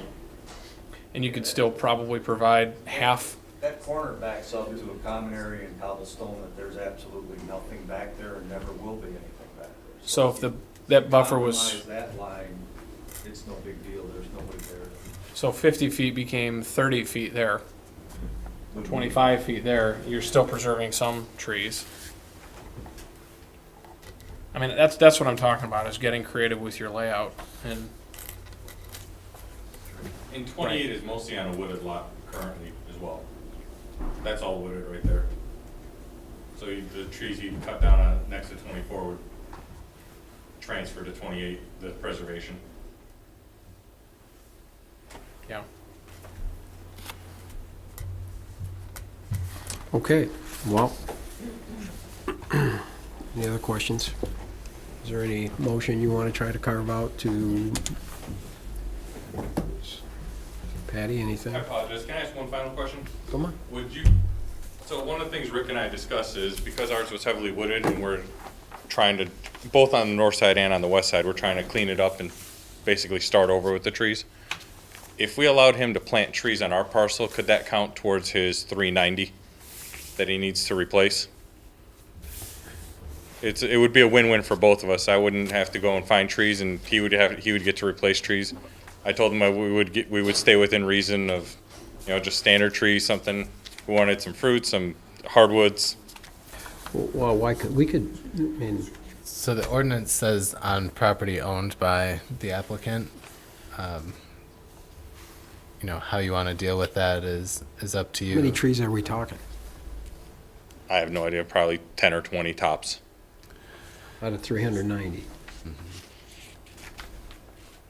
Can we do that, Carol?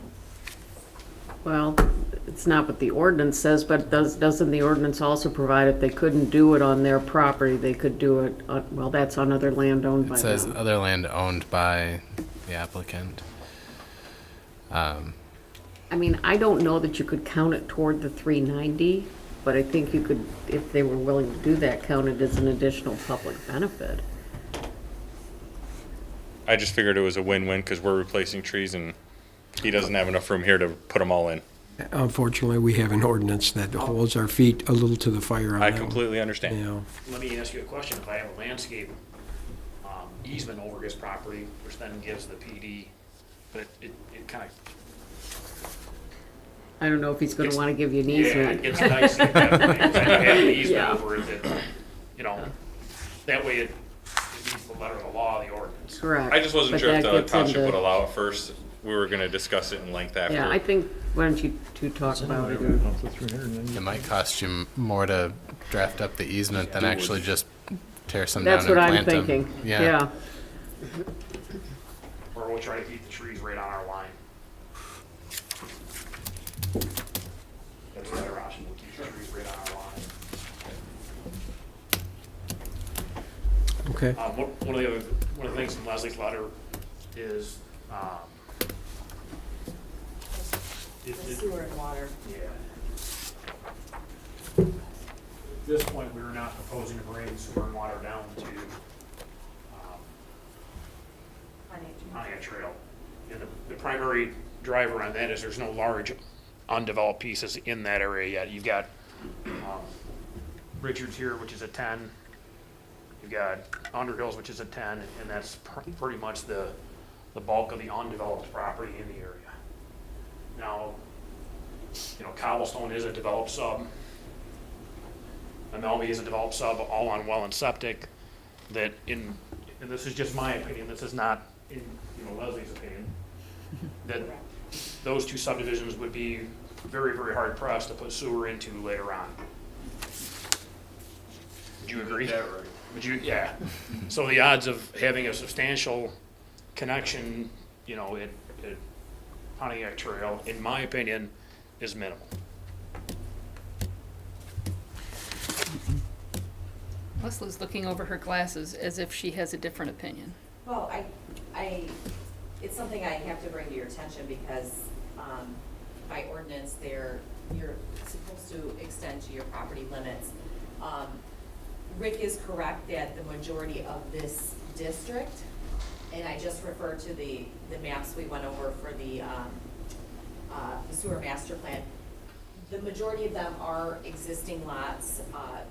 It would be very costly to extend sewer down into those existing developments, but this would be the opportunity if you wanted to provide that, specifically for sanitary sewer, but also water main as well. So it's really a board decision on whether or not you want to require it. Right now, the pump station is located north of here near lot 25, and that southern cul-de-sac, that's the approximate location of where it would end. So this is really the point during the process where the applicant and we need to know if they have to extend to Pontiac Trail.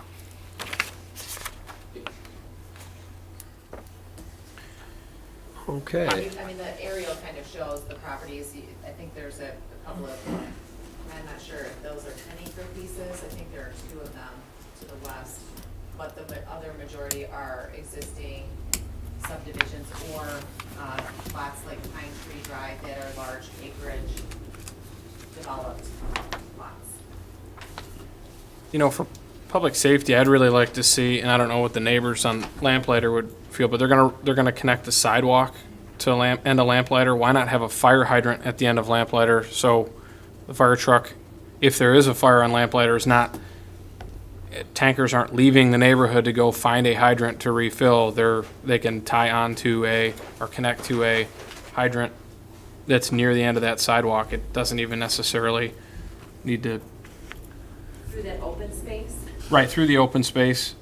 Okay, at the northwest section? Correct. Okay. I don't know, I mean, that to me, you're providing a public safety benefit at that point. I mean, while we're just throwing things out there.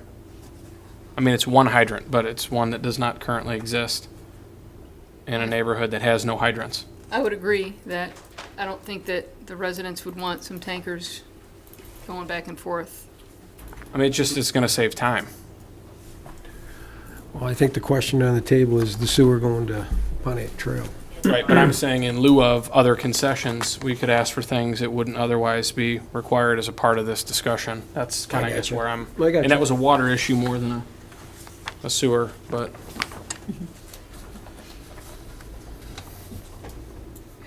Oh, that's a pretty good, that's good. I like that. I don't mind if water and sewer does not go to Pontiac Trail. And Rick brings up about Cobblestone Lane. Let the developer who buys those two pieces put it in. Well, I mean, When he does that, I mean. well, Cobblestone Lane, and then all of Cobblestone, as Rick said, they're already on their own wells, and same, in MLB Pond, you said is on well? Nobody has it. On Well, septic. and septic. All of the existing homes are. Look how far it's gonna be. I don't like that. So if you were to extend it, would you take it down Martindale, or you take it through his property? Right. So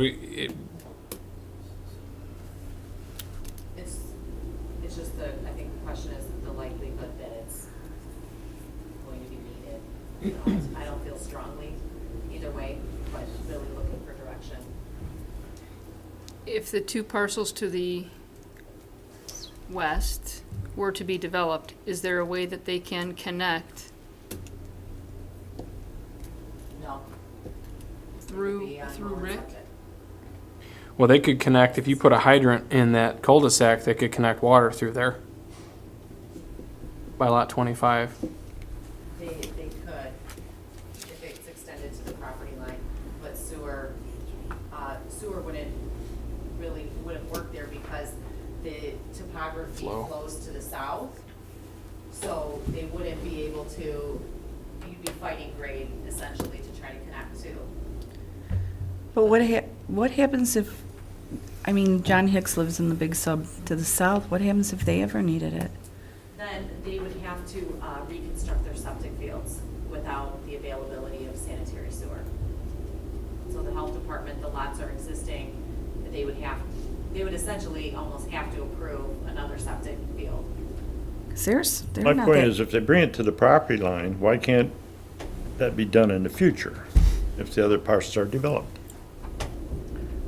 Well, this issue is the location of the pump station. The pump station right now is located further north, which is higher ground. You wouldn't be able to flow into that pump station from the surrounding areas unless it was on Pontiac Trail. Then you would be able to design for it. I understand that, but why couldn't that be the burden on whoever buys those properties and wants to develop? Well, they could be, if they wanted That's to have my sewer, or point. they would be able to develop with septic. I don't think it's right to necessarily do that.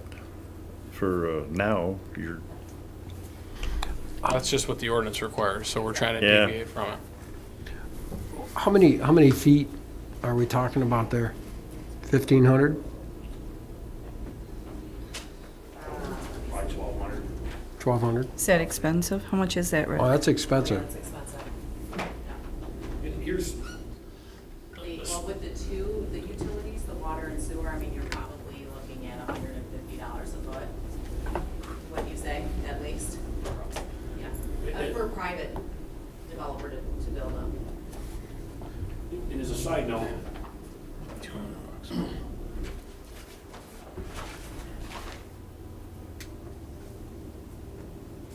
these parcels were burdened with an SAD. And unfortunately, typically when you're burdened with an SAD, the sanitary is put deep enough so you don't have to put a lift station in. Signed on for This one, it was before you, so I'm not throwing stones at Leslie, but the previous engineer set the elevations such that these cannot be fed by gravity sewer. So we paid, the previous owner paid the SADs along with, I paid some SADs on these, that still requires a lift station in there. So I'm asking for a little bit of leniency on, having it extend out to here, because I'm fronting the full cost of a lift station in here. That if it was designed properly in the past, I wouldn't have to put the lift station in. These were, SAD parcels here. So I think I like Sean's idea of giving something that's useful here in exchange for it, that actually is a benefit to the community. Whereas if I bring the sewer down to here, the odds of your neighborhood ever hooking up the sewer, because you've got, or if they do, it's probably gonna be, I know you hate it, but it's No, it's not me that hates it, it's the sewer operator that struggles with the grinder. Grinder so pumps. we would not approve that. because the grinder pumps using directional bore, you're not tearing up streets to put sanitary sewer in. So, you know, I know you don't, the sewer operator doesn't like them, but in a retrofit setting, bored force main with grinder pumps is probably the most cost effective and logical way to do it in the future if it's ever done. Most of the time, those on well and septic never convert over to sewer because the expense is so great that you can never do it. But if you drag, let's say as an example, if they drag gravity sewer down to here and up into cobblestone, and then basically you're destroying all the grading, the roads, and everything to get that sewer in there. And this is just a wild guess number. You're probably looking at $20,000 to $30,000 a lot before tax fees, benefit charges, and everything else. So you're looking. It just doesn't pencil out in the long run. I do agree that it would be more costly than replacing a septic field for the existing residents. The one thing, if the board did not feel strongly that it should be extended, but wanted to allow something in the future, maybe at a minimum, an easement to access the pump station be provided in the condo docks. That could be done in lieu of requiring it be extended if you're comfortable with that. Just throwing out ideas. You're saying off the cul-de-sac to the west is a lift station? To the south. To the south, maybe even the west, to kind of like a blanket easement for sanitary water, municipal services. Yeah, because I would like to see a hydrant end at that cul-de-sac just for future and, for future, both at the north and south end, at Lamplighter and at the cul-de-sac by 25.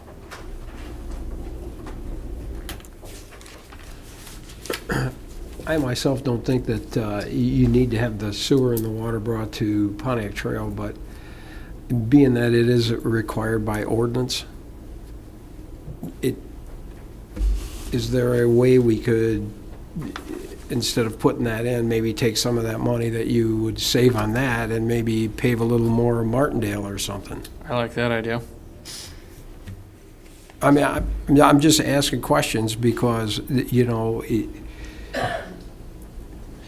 it'd be nice to get Martindale a little more paved. You're coming up to what are you coming right to your property line? How much are you paving, Rick? I'm paving from where it's How many feet? 450. 450? well, plus my Plus your, plus my property. Yes. Yeah. 1,000 feet? 1,100 feet? Wait a minute, you mean your property? You mean your frontage? I'm paving.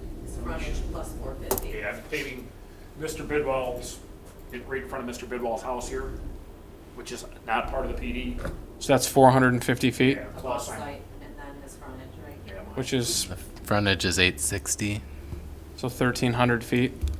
So there's another quarter of a mile from where you're stopping down to Pontiac Trail. yes.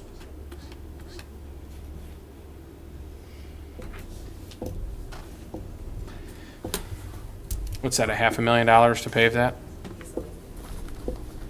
You think it's more than that? I think those are his current costs, his construction costs, not including design. 600,000 then, maybe?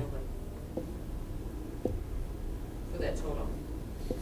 I think it would be a super plus to pave that all the way to Pontiac Trail. I'm not talking about on you, I'm talking about on this board maybe figuring out a way as he paves that piece, we figure out how to agree with pave that. the rest of it. I've mentioned that at the planning commission several times, that the board should look at that, because I think it's a total benefit. And it helps with our north-south connection. It does. To have a paved road there, it would really help. There are about 15 But there's a lot driveways. of beautiful trees on that road, though. I'm just saying, There are people. about 15 houses between where you stop and where Pontiac, if I'm just looking at this plan Yeah. for driveway. So, I mean, there's several houses 15 houses on a quarter-mile stretch. 7, 8 on each side of the road, that's, a couple 100 feet per lot in width. You would take out a lot of trees, though, Yep, paving that. And there is good, there, I mean, that's, they're big. There's a couple Canopy really style big trees. ones. Remember when I think they directionally drilled one of them so close to the road? It's huge. The drip line. Well, and you have to have drainage, and that you need a lot of area to build the roads and the storm sewers. So trees. okay, getting away from the sewer just a little bit, the rest of these comments on the engineering notes, are you good with these? I mean, can you make all these happen? Yeah, I'm comfortable with the retention pond, because we work extensively with Dow. I assume Leslie will contact them and interface with them direct. Is that- Well, I plan on hiring a different geotechnical to review. So that was my plan. During the first submittal for detailed engineering, just want to look at that pond closely and its overflow route. It doesn't even have an overflow route right now, right? Well, it doesn't have a route where it's discharging a pipe, but part of a retention design is to look at where does the water overflow and where does it end up. And that's what I want to double check, that it's not ending up, the neighbor's house, for example. I want to make sure it ends up like in the road or a ditch. Even though he's not piping into a ditch, I want to make sure it's going to get to an appropriate drainage course before a home or building. So, I think that's super important. it's very And important.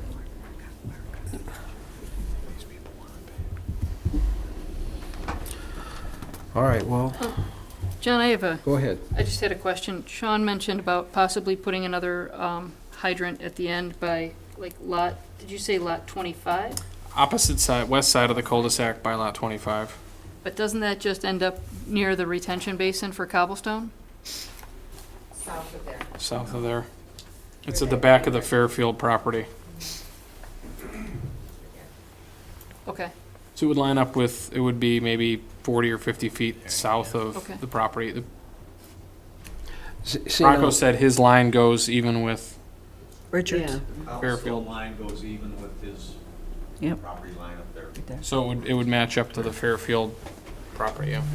So your reasoning would be that a hydrant would be a good item for someone who would potentially be in that Fairfield?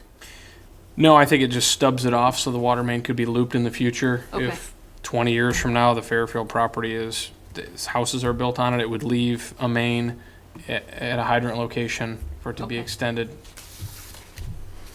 And then I do recognize that it is part of our ordinance to have it go to the end of the property or along the frontage, but I just don't think that it's appropriate to make the sewer go to that property line when it's really not benefiting you, the applicant. You don't even have any houses down there. And then it would potentially benefit a future applicant who doesn't have to pay for it, and then would maybe end up having our existing residents have to tie into something that they don't necessarily want. So I think in lieu of that, trying to find some additional community benefits that would benefit benefit our existing residents, I would be agreeable to some more of those. How disruptive is water main compared to sewer main? Oh, it's much less disruptive. See, that is one thing that I think might be a benefit to residents down maybe towards 10 Mile is a water main, because, or I'm sorry, Pontiac Trail, yeah. Just because, their well goes out and with the new water system and. Fire protection too. I mean, that's a 1,000-foot dead end, though. Yeah, it is. That's gonna be, Yeah, Nasty water. well, right, it's gonna collect, yeah. right, I mean, it would only be used, Don't want 'em without well, loops. that's gonna be gone, yeah, but, it would only be used for fire suppression, so, Exactly. I mean, at this point. Probably for a long time too, unless the township actually constructed a little, I can't envision them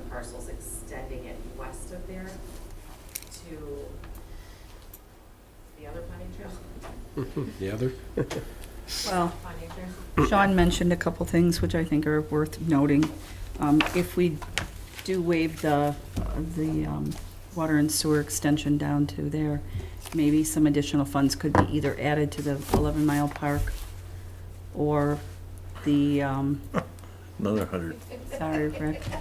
I'm Couldn't so we mean. have those extra funds go Or- to a bike path, Or, please? or to Gotta get the ability to pave the rest of Martindale Road. Big, big donation. Not the rest. Just No, a not portion. on, all on you. I didn't mean that. I said some portion that would I know, be. I was making sure, he looked, his eyes went, I mean, I assume you want to get into all these details tonight before you move ahead. You want to know what you're going to be required to do, right? And here's my rebuttal to that is we're spending a considerable amount in the lift station here that in my opinion should have never been there, okay? If we paid SADs on a sewer system, it should have the capacity to service the property. So, you know, when we're looking at a contribution, I've already made the contribution into a lift station that I don't believe I should have to, you know, I didn't bring it up in the past. I didn't whine about it, I didn't cry about it. Now I'm whining and crying about it because, you know, I think that this should have been serviced from this area that it was SAD'd for.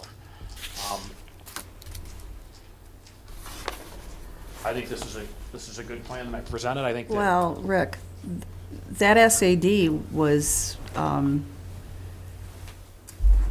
actually, he signed on for that. I understand. So that's not like something that we said, you know, you must do. This is something that he signed on for. So, Correct. I just, Typically, if it's gonna benefit the property, it's usually at a depth that it can handle the property. we put those in all over the place. I mean, it's the cost of doing business. yeah, I think we had That's the 19. topography of your property. That's not our fault. That's not the SAD's fault. That's the product of the property. So, I'm just saying. And I think if we look at, you know, the connection here with a water main coming here and a connection here, that's a pretty, you know, it's some benefit. Parker Road, that would be my suggestion. Thanks to Sean, really came up with the idea. What did you say? I just spoke up. Oh. Giving you credit where credit's due. You know, I don't know if I deserve it. I wish I would have thought of that, though. All right. John, you mentioned taking the water main down to the road and past the retention basin. Is that something you're? No, I'm with you. You need to loop them. They need to be looped. I mean, I guess I think it Lisa- would be a nice benefit for people that live off the side of that. Lisa made the point of mentioning that by extending it, you're not benefiting your development, but you're not really benefiting anyone else anyway, other than someone who's going to try to benefit from your expenditure now to do a future development. You're making their life easier. Part of our goal is to make all the neighbors' lives a little easier, and that's, I think, what we're trying to do with other contributions to offset, you know, your lack of an extension. So, yeah, I don't know. I guess the key to this whole thing is, what do you think the cost of that? I mean, you said what, 150 a foot That's what I would estimate, yes. for sewer? And probably the water, it might be closer to 200 for both, but it's in that range of 150 to 200. That's what John said, I 200. think 200 for both. Yeah. And how far? 1,000 feet. 1,300 feet approximately. No, it's a little bit less than that, I think, 1,000. That parcel is 1,300, so probably 1,000. And what would it cost to run them? What do you think the distance to run them water mains would be to Lamplighter and then the one on the south there? Do you think any footage on them that you could think? 200 feet. 200. you think? 200 feet from that eyebrow to end to Lamplighter. Find my scale. Here you go.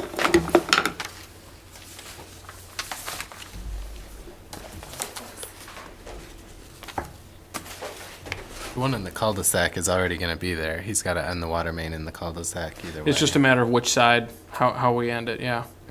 Yeah, we have to extend a little bit.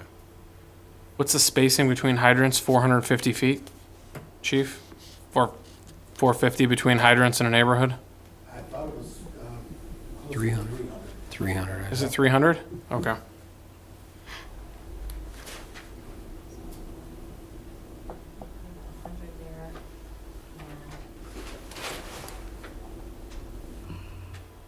Probably 225. That's what I'm thinking. 3,000 feet in the neighborhood. The property line. About 250.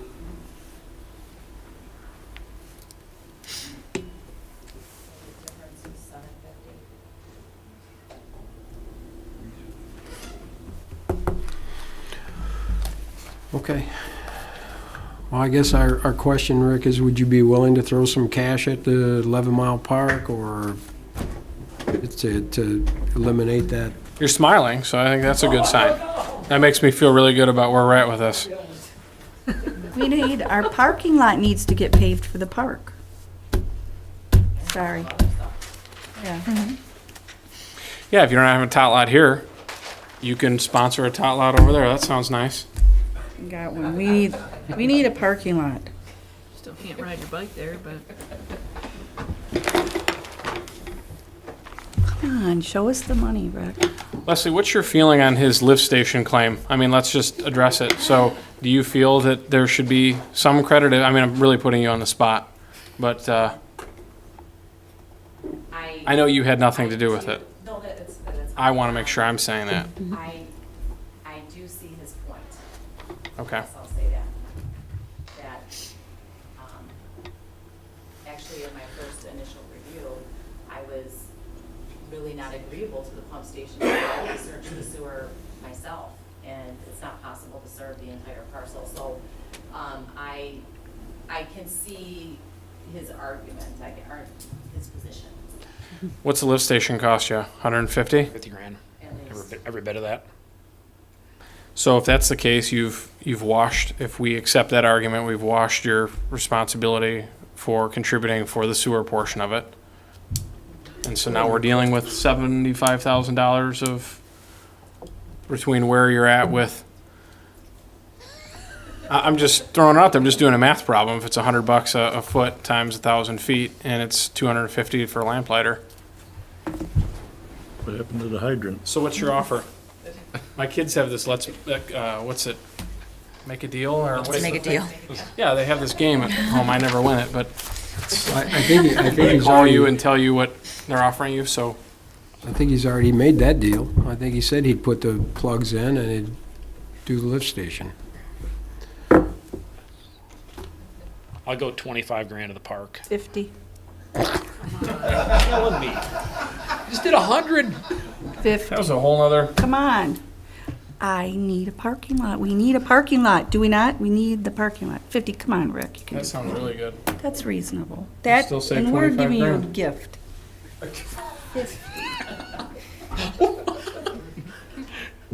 It's the only time I've ever left with 50 grand less in my pocket and got a gift. It's done. 50. He said 50. All right, move on. Thank you, Rick. I will owe you something, I don't know what, but. She'll let you borrow her keychain. When do I have to pay this 50 grand? Let's see as I'm. When's the other one due? Prior to scheduling a That's when you owe it. What if you let them break it up, 25 at phase one and 25 at We phase two? need the money for the parking lot. 50. 25 at phase one, 25 at phase two. 'Cause I'm just trying to- honestly, I didn't plan on coming here spending 50 grand tonight. I did not. Oh, we're so worth it. I planned on coming in, doing a quick dog and pony, God, we're packing real my stuff. happy. and- How many houses are in phase one and phase two? Half and half? Yeah, it's half, pretty much. Pretty close. Still has to have money for Broncos trees, though. Yes. Well, that's, we know that. And he's gotta get Big 20 trees. feet. He's gotta get 20 feet between buildings. All right, I would concede to that. Okay. Yeah. As long as we get 50. All right. Now that I'm totally confused, does somebody want to make a motion here or figure something out here? I'll try as long as you guys, add to it here as I go. List. So I'll make a motion that we grant preliminary site plan approval to AP 17-40, which is Aspen Trails, provided that all of the comments and conditions in the review letters are addressed, provided that there is a minimum of 20 feet of separation between buildings and side yards, provided that the Do hydrants. that a hydrant and the appropriate easements for utilities be left at the west side of the southerly cul-de-sac adjacent to or in front of lot 25, and that similar easements be granted between lots 66 and 67 with a hydrant extended to the end of Lamplighter Lane adjacent to the 5-foot sidewalk. That a $50,000 contribution be made to the 11-mile park, $25,000 at prior to the pre-con for phase 1, and then the other $25,000 be deposited prior to phase 2. Sean, I don't mean to interrupt. We have a question on is the park board with that, because the requirements for the parking lot, how we understand the park board is, the requirement is you have to have the parking lot in this year in order to receive the grant money. Well, I think Patty was using it as a, yeah. Hang I on. apologize. No, that's all right.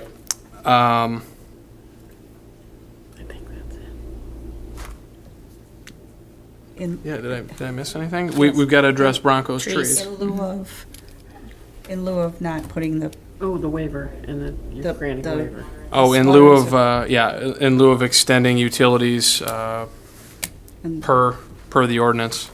This is the benefit to offset that extension. And trees for Bronco. And that sufficient buffering be provided for our review at final to ensure that we can address some of the concerns discussed tonight with regard to the property at, what's your address, Bronco? 29817 Pine Tree Drive. 29817 Pine Tree Drive. Did I miss anything? I'll support that. All right, we have a motion and a support, and a long motion. Any more discussion? Any further discussion here? I just want to make mention that I do anticipate that between now and final, there'll be some reconfiguration of the lots.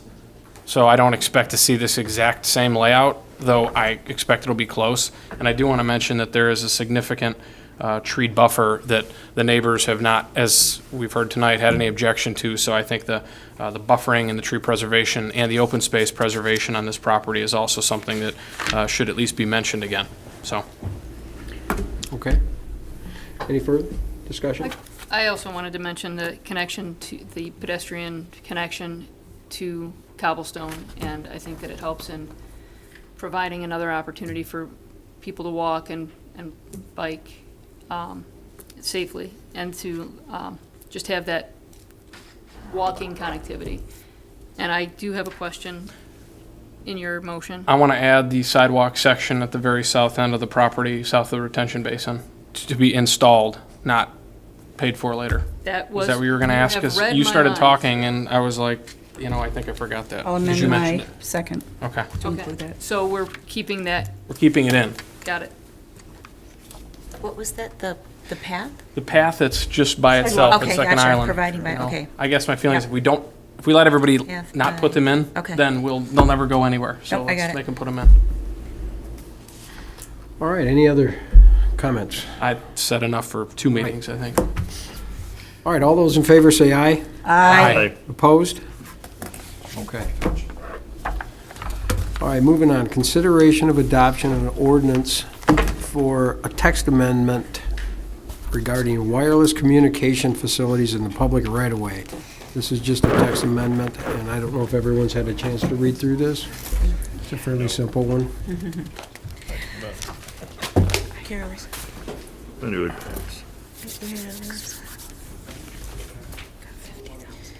Do you need to tell us anything about it, Carol, or it's just No, something? I had delayed the second reading because I did make one change, and that was I removed the provision we had before about a stealth tower, because there is some stuff going on in the legislature on that issue, and I want to wait to see how that turns out. This is first reading though, right? No, this is second reading. This is second? Why is it under new business? No, we took it off the meeting last time altogether. That was the second reading. Really? I think, That I believe confused? so. Okay, I'm sorry. I'm tired, so I don't know. I think I pulled I it. thought we removed it. I think I pulled it before second reading, is my recollection. From the 7-2? You're saying? That was when it was pulled, 7-2. We didn't put it on. Right. Was it, but was that it was on the- before then? No. I don't think it was either. No, we didn't. We God, I pulled thought it. it was. I'm sorry. I thought this was the first reading. Okay, all right, that's fine. About that. We'll just do it for first reading. Make a motion to move text amendment AP 18-28 to second reading. Second. All those in favor say aye. Aye. Opposed? All right, moving on. Consideration of the Park Advisory Board recommendation to update the Parks and Rec master plan as outlined in the McKenna letter proposing the amount not to exceed $9,000. Okay, due to the fact that the state has moved up their deadline by 1 month, and my goal in delaying this was simply to have a planner on board to participate, not to not approve it, because we need to deal with it. And that process has taken longer than anticipated. I will make a motion that we approve the amount not to exceed $9,000 for the Parks and Recreation Master Plan update as outlined in the McKenna letter. I'll support that. So we are able to move forward on the grants that we are. Thanks. Thank you Pursuing. very much. Yes. We all wanted All that. right, any other discussion on that? Nope. All right, we have a motion and a support. All those in favor say aye. Aye. Opposed? Approved. Moving on to our last item of business, the Pathway in the Park price increase, and this one is a bummer. Yes. So, as you're aware, the board approved a contract award to LJ Construction with a base bid of $176,383 at the May 2018 board meeting. A condition of that approval was an approval to be received by Republic, which is the landfill company. During my correspondence with Republic, they required us to make an adjustment in the pathway, which we did, and returned back to them, and they ultimately approved it on July 13th. But due to the bid documents, it's required that the contractor hold their prices firm for 60 days in the bid documents, which would have put that at May 22nd. I was updating the contractor as we went along, letting them know that I needed to get approval from the landfill company. But I did not anticipate that they would increase their prices. I have never encountered this in my entire career. And essentially what they're asking for because of that is a 9.25% increase from the original bid prices. I did call them and I discussed it with them, and what they told me is that when they recontacted their subcontractors, that's the reason why their subcontractors wouldn't hold the prices for the additional approximately 2 months. When I'm looking at the unit price items, to me, that doesn't make a lot of sense. If their subcontractor, let's say, was the paving company, okay, and the asphalt prices went up, then you would only see unit price increases in asphalt. But you see them in the majority of the items. I haven't personally worked with this company, but I do feel that it's a very negative way to start a contract, and I informed him that this decision would be made by the township board, and I'm bringing it to you tonight for you to consider whether or not you want to continue with this project this year with this contractor. If so, it would require the price adjustment, or if you would prefer to wait, we could rebid the project next year. But this is really for your consideration tonight, which way you would want to move forward with this. This is not critical. I think this is ridiculous. I would make a motion that we hold the approved price, and you can tell them they can take it or leave it, and we'll find somebody else, and we'll not be inviting them to bid on it next year if they don't do it this year. I would agree. That's a motion. It's a motion. And I'll support Just that like motion. that. Okay. All right, that's a motion and a support to deny this unless they want to come back to the plate, Okay. Right. and I agree with that also. Me too. Any further discussion on this matter? All right, all those in favor say aye. Aye. Opposed? All right. Motion to adjourn? Second, oh, go ahead. Yep. All those in favor say aye. Aye. Thank you. Very good.